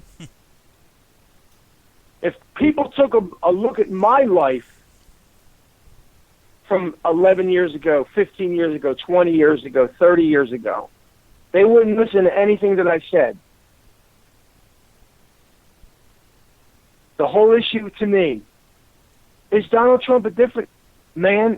If this tape was from yesterday, I would say this guy is wicked. I'm not going to vote for him. But this was 11 years ago, and he's apologized for it. Now, how can I negate that apology? How can I say, well, that's not a sincere apology? I don't know him. I got to take him at his word. Right. And the charge, the hypocrisy, again, back to the hypocrisy issue, the hypocrisy of the MSN that Trump objectifies women. I mean, come on. Who doesn't? This nation is built on objectifying women. Please, don't be a hypocrite. Why do you think that we have cheerleaders at Eagles games? Yeah. Do you think Exactly. Do you really think that I'm going to start cheering for the Eagles when the Eagles cheerleaders in their bikinis or the Dallas Cowboys cheerleaders get up and they cheer for the Cowboys? You think they have any business being on an NFL sideline? It's not like high school when there really are cheerleaders. The girls are dressed modestly, and they're waving pom-poms, and it's to rile up the crowd. But in professional sports, it's different. Why do you think we have cheerleaders? Every time there's a break when I'm watching a football game, I got to see the stupid cheerleaders. You think I care about them? I care about whether the Eagles are going to win or lose. I don't care about the cheerleaders. But most men, I guess they're there because they want to be ogled. Why in the world do you think porn is such a problem in this country? Porn is the number one, I would guess that porn is the number one money-making thing in this culture. Mm-hmm. Above drugs, above alcohol. Porn is the number one. It's not money-making, engaged in. Anybody can access pornography at any time. Now, they want. Why do all of the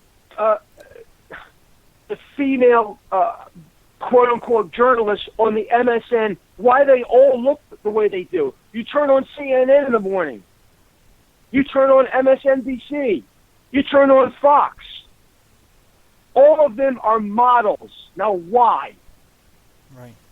So don't give me this stuff that you want to come down on Trump because he objectifies women. This whole culture is built on objectifying women. Why is the makeup industry a multi-billion-dollar industry in this country? Yeah, not to mention Hollywood and the music industry. You know, you have your Madonna, your Britney Spears, your Beyonce. You know, Miley Kim Kardashian, Miley Cyrus. You know, you can name any number of them who exploit themselves. You know.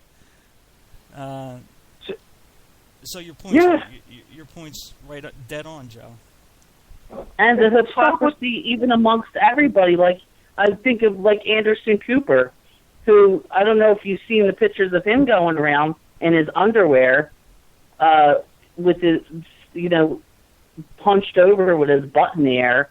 Thankfully, I have not seen that. After that, thankfully. Or Megyn Kelly being on the Howard Stern show. Right. Oh, yeah. Talking about all kinds of things, objectifying women. I mean, come on, that's what Howard Stern's all about. And then what about Kane and his wife? How his wife's a swinger and they're okay with that. You know, like, these people are the real sickos, not Trump in my mind. Trump's just, like I said in the last show, and he's like your average typical male. Yeah, I'm glad you brought up Howard Stern. Why in the world is Howard Stern so popular? I mean, we're going back to the 80s, folks. Yeah. WNBC, right? What's that? Wasn't he on WNBC in New York on the radio? In his start? I'm not sure about what station he started out on, Bill, but I know that he hit it big back in the 80s.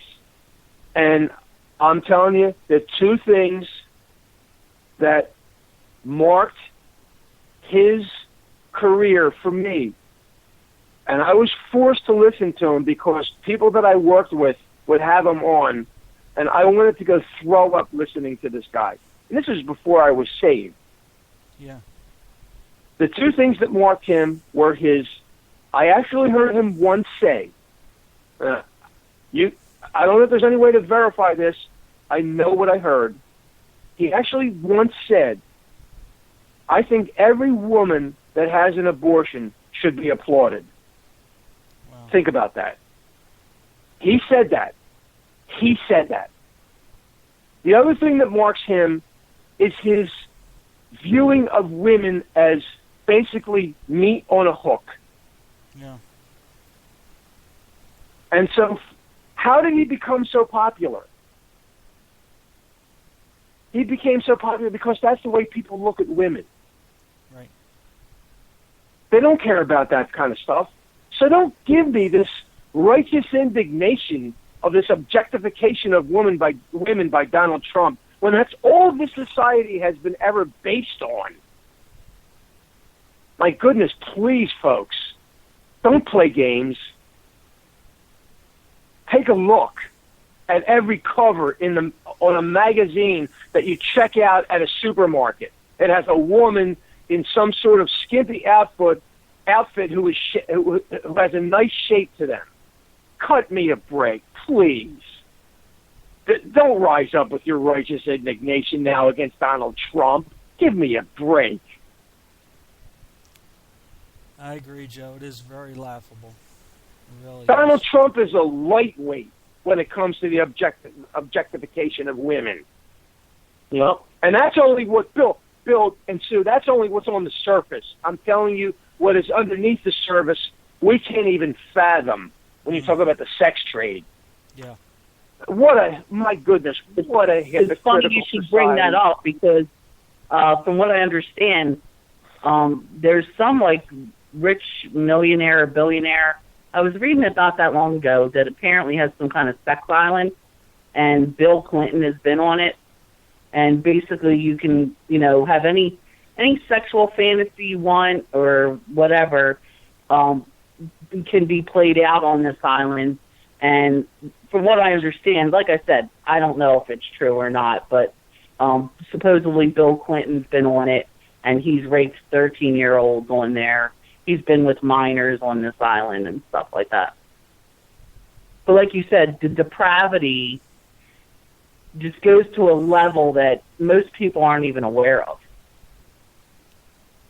Exactly. Well, you know what, Sue? What we are aware of, for me, is bad enough.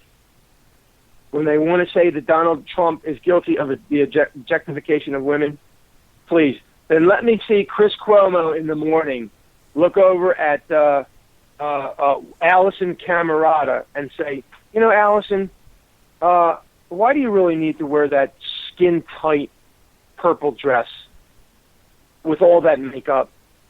Don't you think people will take you as seriously if you just wore something loose, no makeup? This is the hypocrisy of the MSN, and it's in plain sight. That's what infuriates me. Yeah. You take a look go flip through the stations on the news station. I'm telling you, Fox is no different. Fox is no different. When I watch them in the morning, they got one guy on one side, right? They got another guy on the other side, right? There's one girl that's in the middle, and I'm telling you, I've seen the movie with Michael Douglas. What was the movie with Sharon Stone? Yeah. Where she opens her legs a little bit, and you see everything there. When I look at that Fox morning show, that's what I expect to see. Who are you going? Are they going to have a woman that looks like Rosie O'Donnell on in the morning, or Greta Van Susteren? Right. You got to look. You have to have a certain look if you're a woman. It's not so much for men because take a look at Michael Smerconish.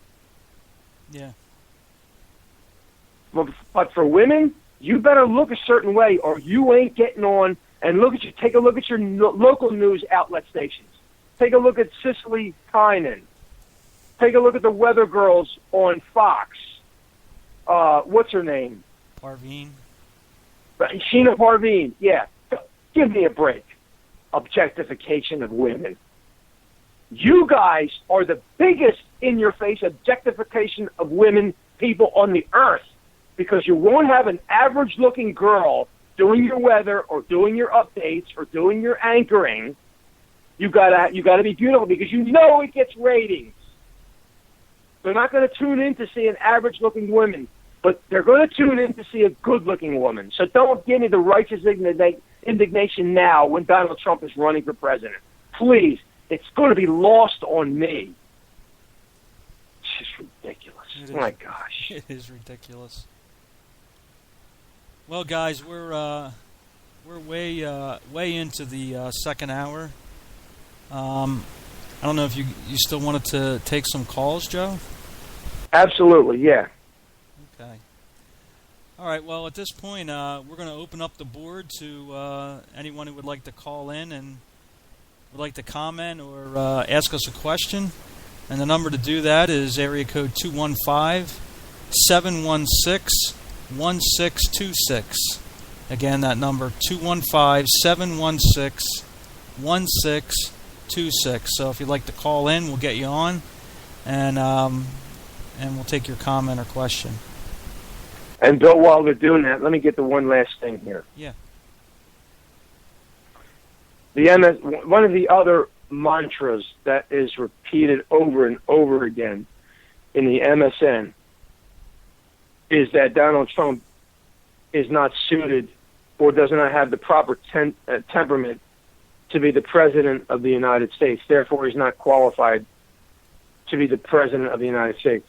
Well, unfortunately for these individuals who must not know what the Constitution says, the requirements for a president of the United States are that he or she is 35 years old and is a natural-born citizen. Yep. They are a citizen of the United States.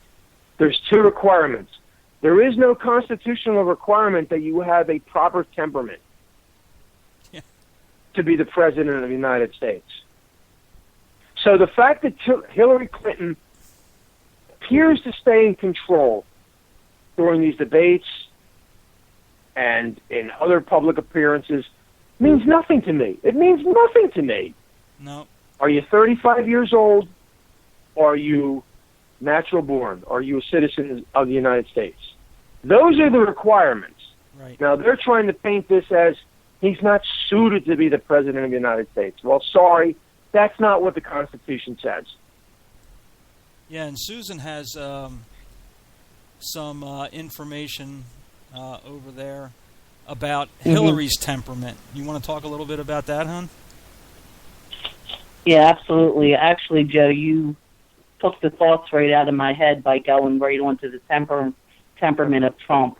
That's exactly what I was thinking when you brought it up, because it's always in the media and in the debates and all over as well. And, in the ads, too. I don't know if you've heard of any of the ads. Like, oh, God forbid he be near the nuclear button, or, he goes off the handle at just somebody's tweet, and, and on and on about the temperament thing. And in regards to temperament, I think we should listen to some people who have been around Hillary, very, very close people. We have several White House insiders, several White House staff, cooks and whatnot, Secret Service agents, many of the past ones even have written many books. There's several books by all different authors: Crisis of Character, Uncovering Clinton, The Case Against Hillary Clinton, The First Family Detail, and so on and so forth. There's many, many books. And what I think are they all liars? I mean, because according to what these people are saying, she is extremely foul-mouthed, flipping out at the drop of a dime if somebody looks at her the wrong way. Don't effing look at me. Just do your job. If you want to keep this detail, you better act in this, act in that. I mean, you want to talk about temperament? I mean, to me, her temperament, if these accusations are true, and like I said, I find it hard to believe that they're all lying. They're all crazy, right? Yeah. And one of them, you know who else even will admit to these accusations? Is Morris. Dick Morris. Dick Morris, one of her closest advisors when Clinton was in presidency. When you want to talk about being close to the Clintons, and Dick Morris will tell you these things are true about her, and the way she talks and her foul mouth, and literally. How about what was the one accusation, the one thing in the book on where she said, "Turn this effing plane around. I forgot my sunglasses. Yeah, her sunglasses. I need my effing sunglasses." Yeah, like she was and just the degrading of people. Yeah. And saying, oh, she's actually been quoted saying, I have to start looking at the person who cleans my toilet as a human being.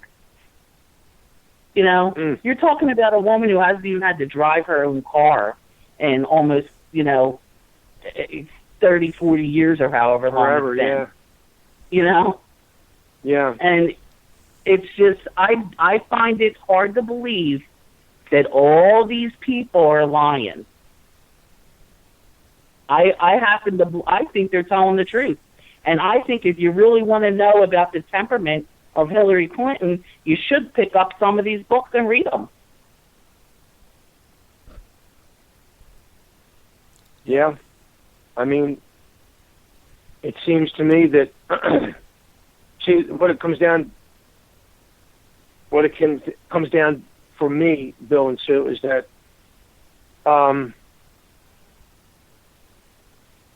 what they're saying now is what matters to me.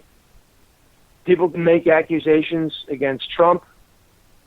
People can make accusations against Clinton. It doesn't matter what their temperaments are, but you know, it has been portrayed in the mainstream media that Trump doesn't have. See, that's the difference. It's been portrayed that Trump doesn't have the right temperament to be president, and it's almost automatically assumed that Hillary does. But Sue, you were just giving your thoughts on the fact that, you know, we should hold the same bar across the way for Trump and for Clinton.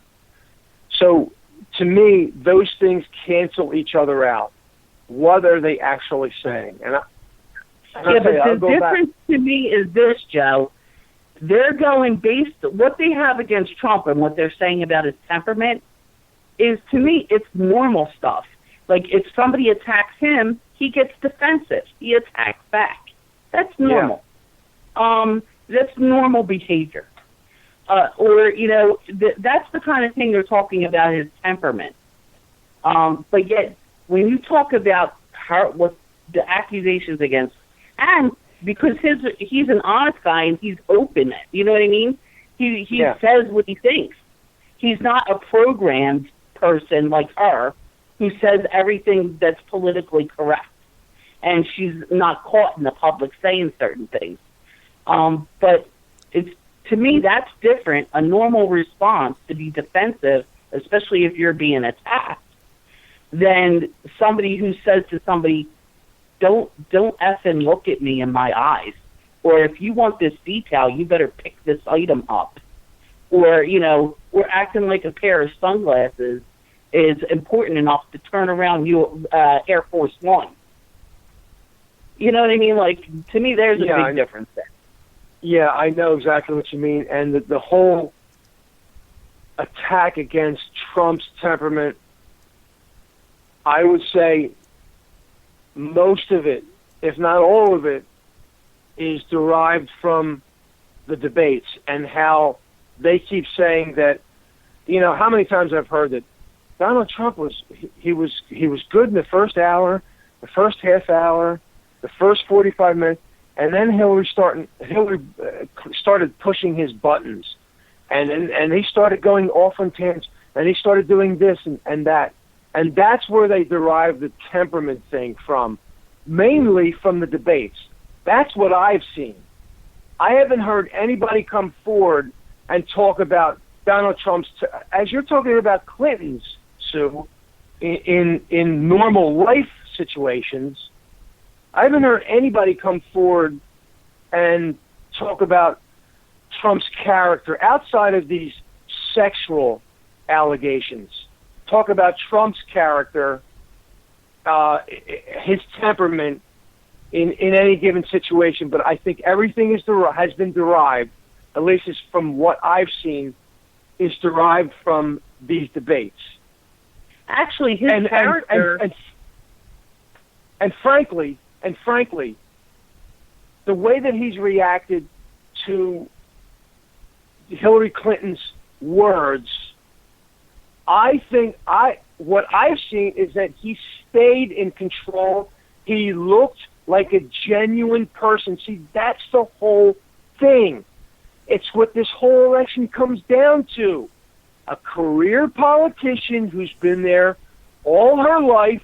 If there are problems in government, in domestic government, in our foreign policy, she's been there the whole time. She's had a chance to affect these. And as Trump has said, she hasn't. Yeah. All she's done is made things worse. What I see him responding to is in the way that I would respond to if I was on the stage. What difference is if I go into histrionics? Listen to what he's saying. Don't talk to me about his. And CNN brings in these body language experts, like he's hulking over Clinton on the stage. He's hulking over her. This is the nonsense that the mainstream media engages in. Listen to what Trump said. What has he said that you would disagree with on CNN? What? They haven't brought anything out. Right. Well, not only that, but like you said about character, let's talk about actions. Okay, where's their character in action? Trump's character to me, and you can look up any one of these stories if you don't believe me, or if anybody doesn't believe me. And I wish I had the list in front of me. I know I have it on my Facebook. But Trump has, there was a park in New York that was left unbuilt. He ended up finishing it and building it for the children to play in. And, he was praised by New York citizens. There was a guy who helped change his broken down tire. His limo was broken down, and a man changed his tire for him. And he asked the man, "What can I do for you?" And he said, "Just send my wife flowers." He ended up paying off the guy's mortgage. Or how about the sick boy who nobody would fly him for treatment somewhere? He let them use his personal plane to fly this boy. Nobody else wanted to take the chance because he might not make it. He might not live through the flight.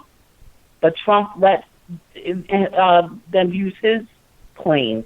Or what about the family who was losing their farm? And he went and paid their debts so they didn't lose their land. There's so many stories. Or, he got an award back in the 80s for all that he had done for inner city kids and minorities, blacks and Latinos in New York. And he was even as his picture taken with Rosa Parks and Muhammad Ali, receiving a medal for that. There's many documented. I could go on and on. The list is endless of things that he has done that show the man's character, and that it's righteous and merciful, and the things that actually Scripture talks about love and justice and mercy and those things. And this is from a person who might not necessarily even be a believer. But let's talk about Hillary's character for a minute. Mm. Because besides the lousy 5.7%, not the 90% that she lied about, that goes to charity through the money laundering scheme called the Clinton Foundation, besides the lousy whatever percent that actually goes to charity, what do you hear that's positive about Hillary Clinton or her character? Because the only thing that sticks out the most in my mind that's very recent is all the money that they collected for Haiti, for the earthquake in Haiti, and Haitians hate her and hate the Clintons and say they didn't see any of that money. And millions of dollars were given to the Clinton Foundation for Haiti from Americans. And Haiti and Haitians are saying they haven't seen a dime of it. What about that?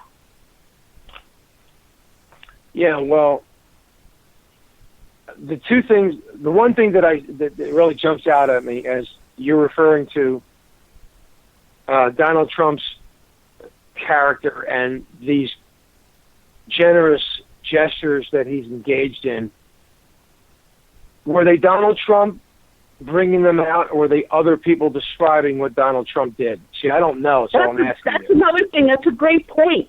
Donald Trump has never mentioned any of these himself. And these are things that haven't been done just recently, because since he's been running or something. I'm talking going all the way back into the 80s till present day. There's at least a couple of dozen of these. I have the whole list on my Facebook wall. I'd have to go dig for it. But I have the whole list of different things that he has done for different people, for veterans, for, widows, right. Or, sick children. Actually, that's another story, come to think of it. Maury Povich, yeah. He had a show on a decade or two ago where he had some very sick little girl on, and Trump saw the show or whatever, and he was so touched by the girl and her, bravery in spite of this, deadly disease and everything that she had, that he went and I forget everything he bought her, but he bought her a bunch of gifts and toys and a trip to Disney World and everything, and he doesn't get nothing in return. And very little people even know that he's done any of these things. And he's not out there saying, oh, yeah, I've done this and I've done that. What have you done, Hillary? He ain't out there saying that. Well, I'll tell you, Sue, and I'll be honest with you. I was not. This is something that hasn't even entered into my thinking in this whole election. I was not aware of these acts of charity, and I would encourage again our listeners to look further into this. The one thing that I see, as I said, is that I don't hear him tooting his own horn when it comes to doing good things. I do, and I don't hear anybody tooting Hillary's horn. I do see Clinton tooting her own horn when it comes to basically the two things. Here's the two things that are said over and over and over again. It's as though you repeat a lie often enough, and people just accept it as truth. The Clinton Foundation has done so much for so many people. That's the one thing. The other thing is that Hillary Clinton has been a champion for women and for children her whole life. Now, she said that herself. Yeah. Oh, yeah. It's different. What you have for women for what? Because she supports abortion? How is she champion women besides just supporting Planned Parenthood and abortion? That's, in her mind, that is her champion women and women's rights. That is it, right there. That is it. That is it. And the Planned Parenthood thing, it's. I think, Bill, we've touched on this before with Planned Parenthood. Planned Parenthood says that no public money is used for abortions. Do people understand how easy that argument is to destroy? I'll take 1 minute to destroy it. The money that you do get for other screenings that are good, breast screenings, cancer screenings, other types of health screenings, the money that it takes to pay the electric and the heat and all of the maintenance fees that are involved in running what you do, the money that you get for paying for that, you can offset that when you provide abortions. If you had to pay the money outright for abortions, would you be able to do it if you didn't get this public money? It's like if someone says, you know what, I get all this money from the government and I don't get any money for, and he has children chained in his basement and he feeds them. You know what, your money, I don't spend any of the money that you give to me to feed these children that I'm keeping chained in the basement. I pay the electric and I pay the heat and I do this and I do that. Well, the money that you're getting that you pay for all of those other things, you're also using for abortions. You understand what I'm saying? Yep. You can't play the shell game with the money that you get from the public. But Trump supports the positive things that Planned Parenthood does. And he's not saying to dismantle them. And he's saying, yeah, keep the funding for that. He just doesn't want to fund abortion. And really, to be honest with you, it's taxpayer money. Taxpayers should have the right to say, I don't want my money going to that. If you want one, pay for it yourself. Why should I have to pay for it? Now, but again, like you they're said, saying that they don't pay, they don't use tax. So who's paying for the abortion? That's my question. If they say that no money is used for abortions, it's used for administrative costs, course it is. Well, that's my point. Why do people believe that? Because I heard it on TV. And not to mention, we can have other facilities. You know, it doesn't have to be Planned Parenthood. Right. We can fund other facilities that you know do breast screenings and all kinds of checks and medical things You know for what? women. I'm sorry. I'm not. I don't want my tax money going to breast screenings and cancer screenings and health screenings in one side of the building, while on the other side of the building they're doing abortions. Don't play that game with me. You're not getting any money if you're providing abortions. I'm sorry. No, look. If Donald Trump wants to fund Planned Parenthood, that's fine. You better get rid of those abortions. Get rid of them. Like you said, you pay for it. In my mind, no, you don't pay for it. You go to jail, and your doctor goes to jail. I've had enough of playing games with abortion. They're human beings. If you perform an abortion, you're going to go to jail. If you are a mother and you allow your child to be killed, you're going to go to jail. When are we going to stop playing games with abortion, folks? If I kill my neighbor, I go to jail. Oh, it's my choice, though. You're destroying my choices. My neighbor was making my life miserable, so I decided to end his life. Well, they're telling me that the child inside my womb, if I'm a woman, is going to make my life miserable if they're brought into the world. So therefore, I should have the choice to end that life. Well, to be honest with you, too, Joe, to be totally honest, as a woman, and this may shock you as a Christian, there's a few things that are on shaky ground for me. I have a problem saying put a woman in jail if she doesn't want to have a child who she's been told, especially in the first trimester, might have some kind of major disability or be born without a brain or something else, and the body didn't do its job by terminating the pregnancy itself. Then to me, I think that it's going to be heart-wrenching and heartbreaking for me as a decision to make, but yet I don't want that child. Sorry if that offends you or anybody else, or anybody who wants to judge me as a Christian, but I don't want that child if it has some kind of major defect. And I'm sure there's going to be proponents who say, "Oh, well, that's wrong," and you have Down syndrome children, and they're very happy, and this and that and the other thing. That's fine, and maybe their parents don't mind having a child that has some kind of major disability.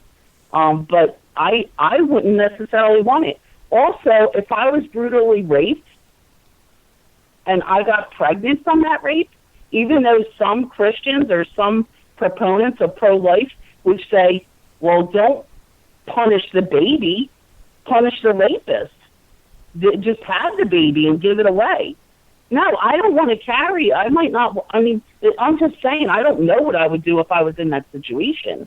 But as a woman, I might not want to have that baby of my rapist. Or, God forbid, there's some women that are gang raped. They don't even know which one. So it's a very touchy subject. You got to be very careful. My point being is, you're never going to overturn Roe versus Wade. It's never going to happen. But you can believe it might, but it's not going to happen. In the first trimester, even though I agree, it's a child from the moment it's conceived. However, to me, it just seems more in the first trimester to make the decision.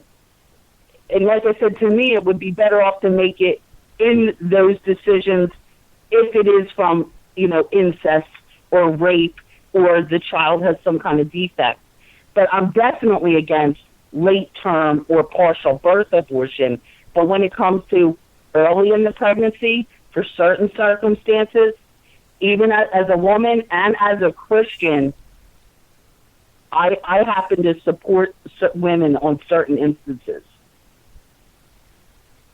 Well, yeah, I would disagree with you, and I know that and my you can position disagree, but like I said, this is why it's such a heated debate, because you have people on your side, and as a man, you can never you can never say 100% that you understand where I'm coming from, or that you're beating my shoes. You know what I'm saying? You cannot. As a man, you can never say that. Well, the only thing that I will respond to that, Sue, is that the Jeremiah passage again, I knew you while I was forming you in your mother's womb. Are there any provisos on that? I totally agree with that scripture. But like I said, if I'm being told that my child is going to be born without a brain or a paraplegic or whatever, and I don't want to have that child, I should have that right.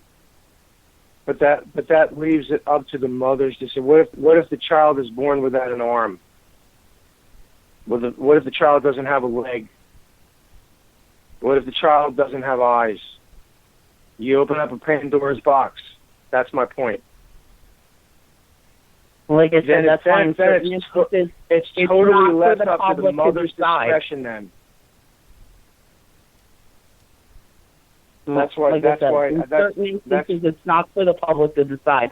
And you know what's going to happen, even if it did ever overturn, is you would have people going back, just like alcohol. If you started making that illegal, now you would have bootleggers again.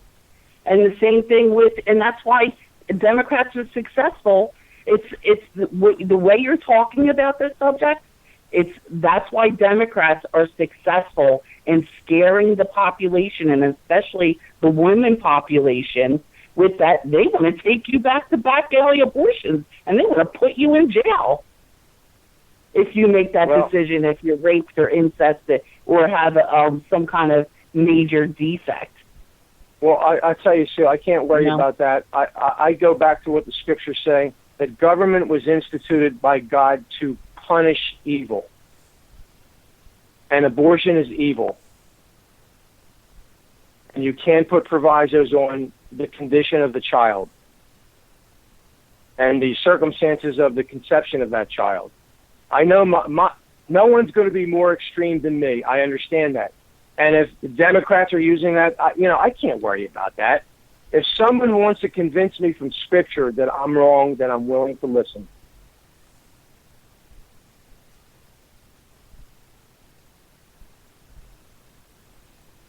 Well, like I said, we'll just leave it at we'll agree to disagree. But yeah, that's fine. Like I said, I have an issue with it, with certain circumstances with it. And there's certain circumstances I support women, but then there's many that I don't. Like I said, and a lot of women too, they don't realize the mental backlash of the decision they make. And it does have an effect on you. So that's another thing to take in consideration, especially if you're making it just because, which is really just mind-boggling that you have some women having abortions just because they found out it was a boy or a girl and they don't want that sex. Of course I don't agree with something like that. But on certain instances, like I said, I have to, it's a touchy subject for me. I struggle with it. I understand, but I know what I believe, and I'm basing what I believe on the Scriptures, and I think it's a slippery slope or a Pandora's box, whatever, however you want to word it. When we start putting provisos on when it's acceptable to end the life of a human being in the womb. To me, it's very simple, and I understand, and I admit that it's a difficult choice in those circumstances for women. But I don't think that nullifies the reality that it's still a human being. And what about this? There are instances, like I was saying earlier, how the doctor said there's no medical reason in the last trimester to abort. Right. However, there are medical reasons to abort in early trimesters, and a perfect example of that is an ectopic pregnancy, or where the embryo is growing in the tubes. That can kill the mother, and there's no way. What are you supposed to do? Just let the woman die? No, you got to remove it. You have to remove it and kill the fetus. Well, if I see some evidence of that being an actual medical condition, I would definitely think about that. What do you mean? You don't know? You've never heard of that? No. Wow. How rare is that? How never rare is heard that? of an ectopic pregnancy where the egg, when it was going through the fallopian tubes, never made it to the uterus, and the baby starts growing in the fallopian tube. It's deadly to the woman. Well, again, if I look into that, I may make a determination on that. But I think that it's very easy to start looking at certain situations and then letting the mother make the decision. I think extreme circumstances like that are used in a way to make it easier for women to get abortions regardless of the situation, regardless of what is going on medically. So in extreme circumstances like that, I would certainly be flexible.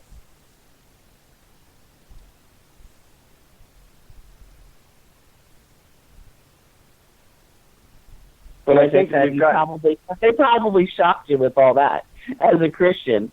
But like I said, I'm a woman too, and I know where certain women are coming from with their fears and with their reasonings for saying it should be my choice. It's my body and stuff like that, and it's my life. I mean, what if I don't want to have my life, totally ruined by having a child that has half a head, or this kind of stuff happens, is born with no brain, or whatever. It's going to die anyway. In a lot of cases, they do. Some women who are really, really pro-life, they do go and have them, and then they just let them live, even if it's only a few days, a few hours, or a few weeks or months or whatever. They're okay with that, taking care of them until they die. But they don't know for sure whether or not they're going to die. And to me, that's not even the point. In certain cases, they absolutely know, depending on what the actual birth defect is. Well, you know what? Then when they die, whose decision is it when they died? Was it the woman's or was it God's? Right. Like I said, obviously it's God's if you're going to have it and have your life disrupted, and now you can't even work because you have this child that has a major disease or birth defect, and you have to take care of it until whatever happens. Well, let me end by saying this. What we've discussed for the last 10, 15 minutes is debatable, okay? What is occurring on the stage of the political platform today is not debatable. Nothing is more casual these days than abortion. Nothing is more casual. Mm-hmm. And if you understand what Deuteronomy 18 says, that these peoples were offering their children in the fire to Molech. This is the same thing that is occurring with abortion. People are offering their children, whether I they totally acknowledge disagree with that. I Well, totally I'm sorry disagree that you with do. that. I think it's a big difference than having a baby or having a child, because when they were sacrificing their children to Moloch, they weren't necessarily infants, by the way. They were 2 and 3 and 4. It doesn't and matter. however. And the difference throwing your children to the fire than you have an ectopic pregnancy or you've been raped or whatever, and you decide to end that pregnancy.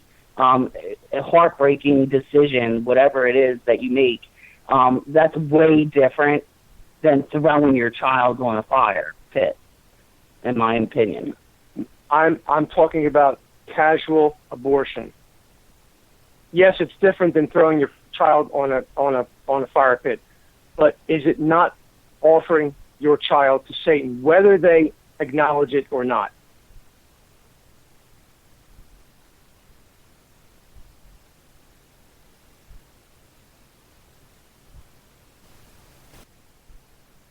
Hello? But I'm not sure I understand the question.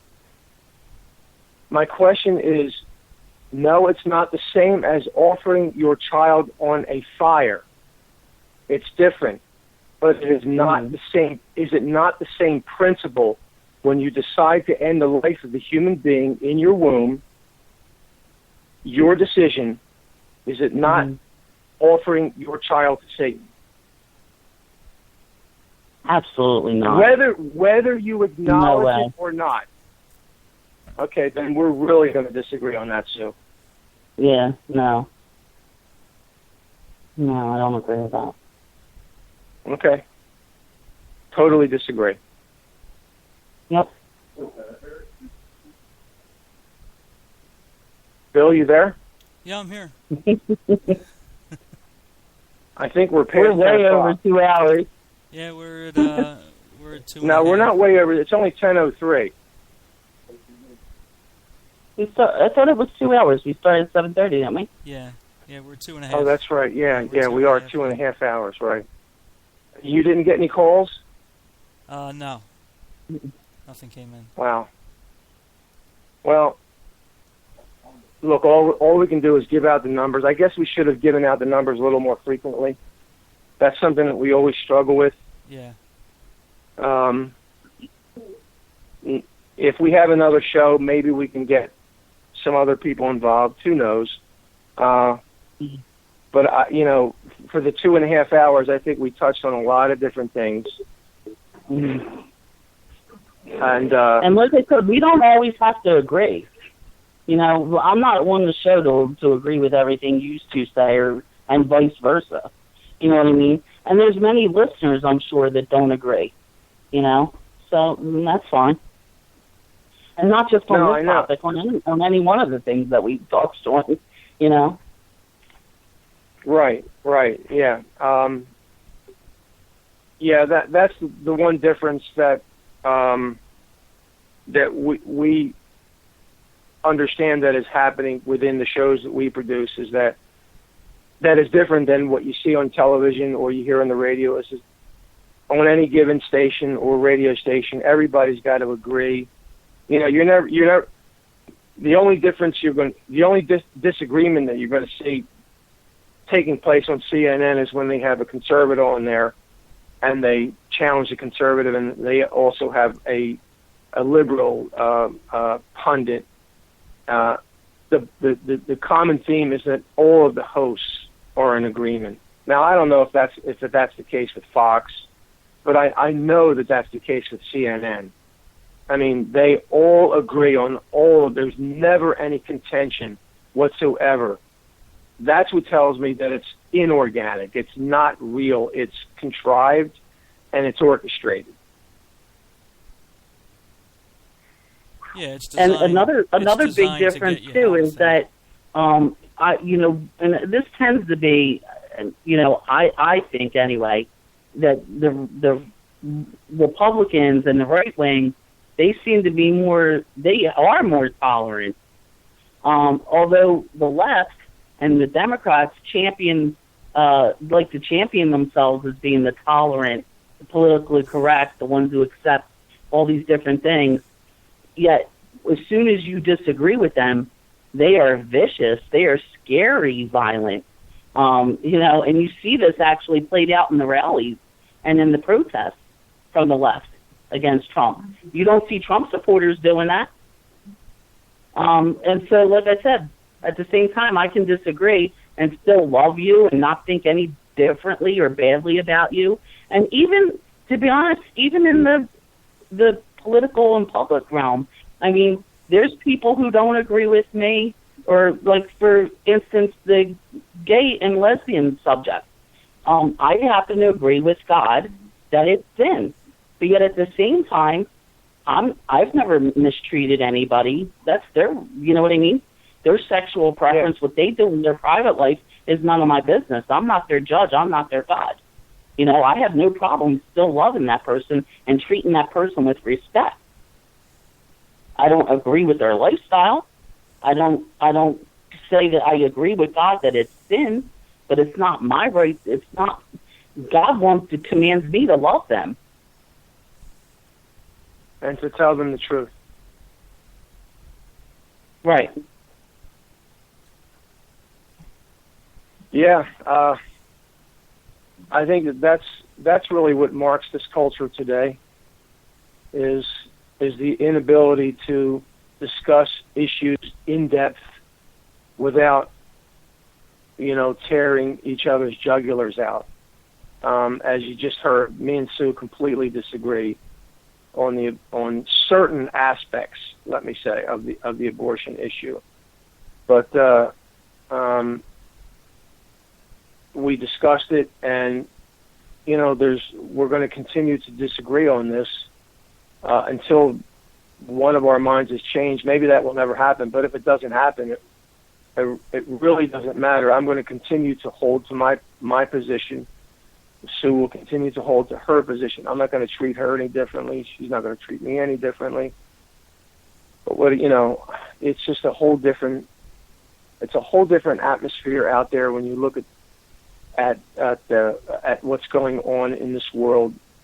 You see a type of humanity that's taken form that disregards other people. You see a degree of selfishness, and if you don't get your way, or if you're not heard, you're the most important person on the road.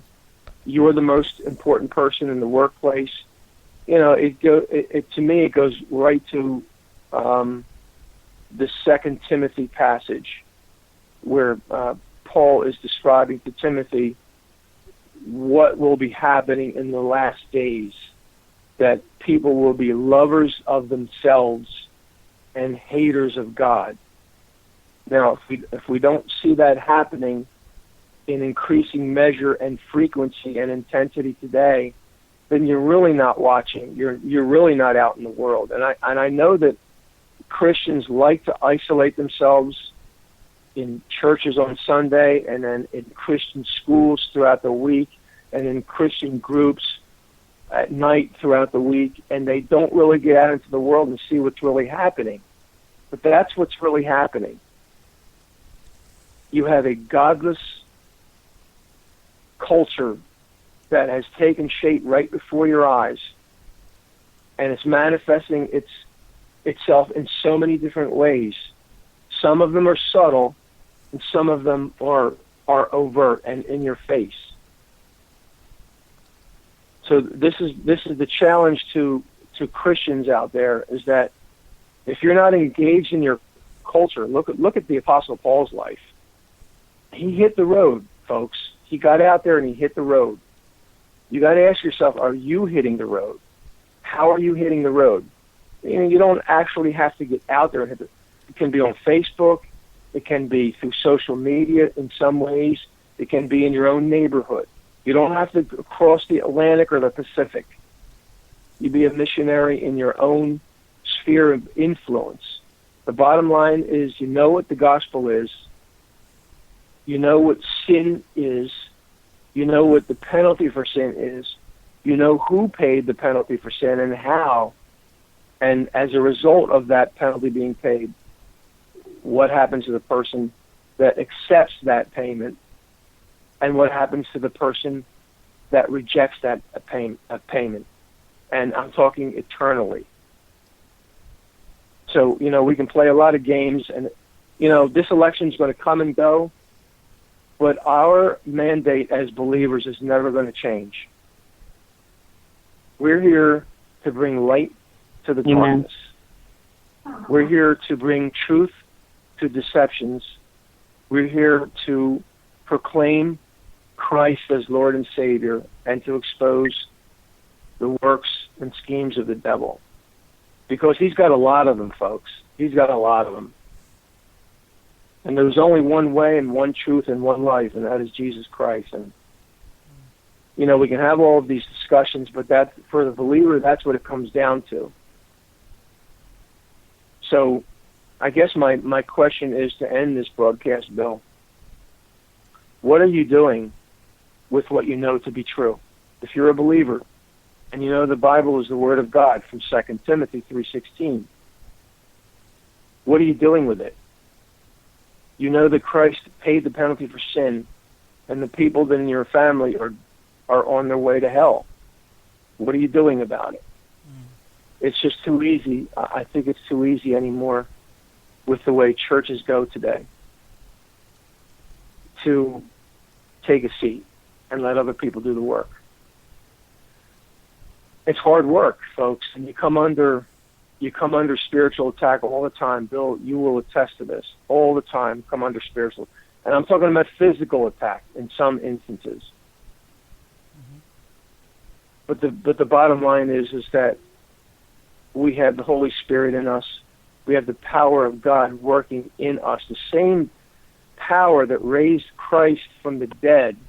Think about that. The same power that raised Christ from the dead is at work in us.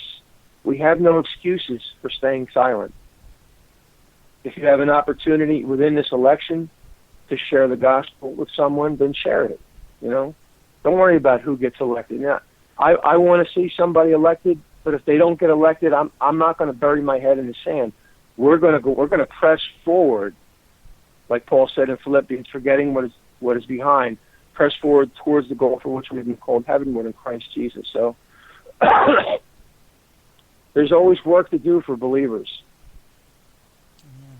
regardless of who's in office, because ultimately, folks, presidents are transients. They come and they go. Amen. That's why I was going to say at the ending of the show last week, but it seemed kind of cliche. But when I think about it, I really do feel that way.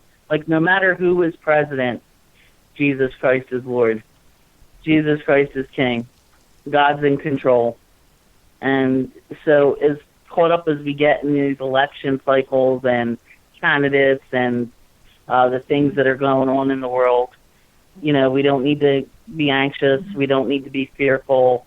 It's God ultimately who sets up and opposes kings and kingdoms, and Jesus Christ is in control.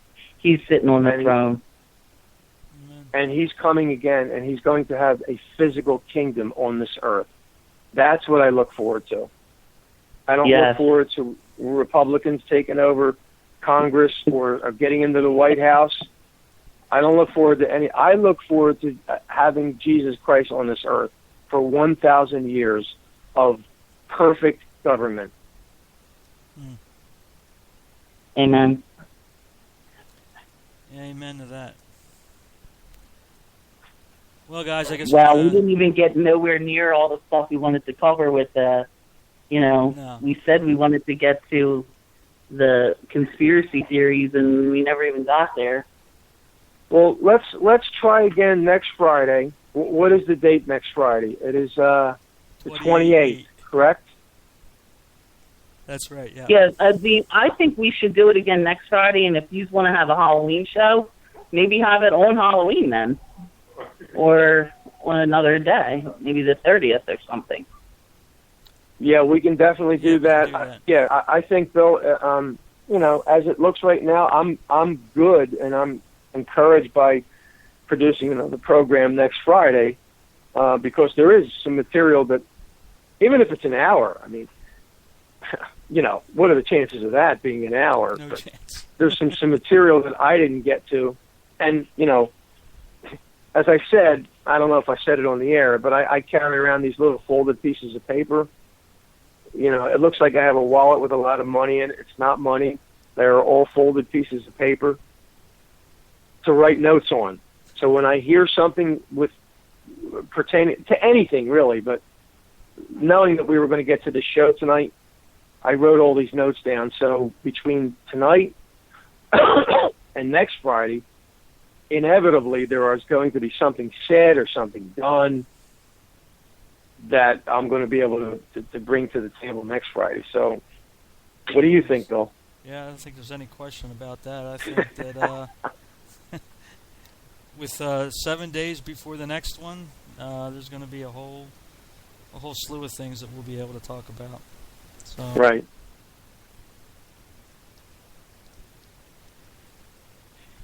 So we'll be ready. Yeah, we'll be ready, and hopefully, and I don't know if there was a problem with the call-in number again, Bill. I'm gonna, I can't check my text messages. Yeah. From one certain caller that I was expecting to call in while we're doing the show. So I will check after we're done, and if there was a problem, hopefully we can get that cleared up. Yeah. And next weekend maybe have an hour of us and then a full hour of calls. We'll play it by ear, and we'll set the format next week. Okay. But we really do want to get people involved. Yeah, we do. And next show, I told you this last time. I told you both of this. Last show I called Hillary a criminal. I called her again this show. But I think that they are serious accusations to make, and I hope we can get into, why I call her a criminal, and to start talking about some of the criminal activities that actually have taken place. But like I said, I'd like to chance to explain why I made those serious and grave accusations. Yeah, absolutely. Because that's something that's a recurring theme, not only in this election, but have followed the Clintons really their whole political careers. So, whatever you have to bring to the table with regards to that is certainly something that we need to bring out in the open and discuss next week. So, Bill, I think that it's going to be another 2.5 hours next week, or 3 hours. We're going on 3 hours now, right? Yep. Phew. Yeah, we've almost reached it. So, hey, we have the time open. So if it's 3 hours, it's 3 hours. That's right, brother. All right. So with that, I want to thank everyone for tuning in to listen. Again, our website, www.answersfortheparanormal.org. If you have something you want to comment on tonight, you couldn't get through on the phone, but you want us to address, then send us an email, and we'll address it again next Friday. So, Susan and Joe, thanks for tonight. Some very good conversation, and touched on a lot of things that hopefully those who listen in will reflect on, and as it affects their life, and then they can tell others. So I want to thank you too, and look forward to next Friday. Thank you, guys. All right, Bill, thanks. All right. Good night, everybody. Good night.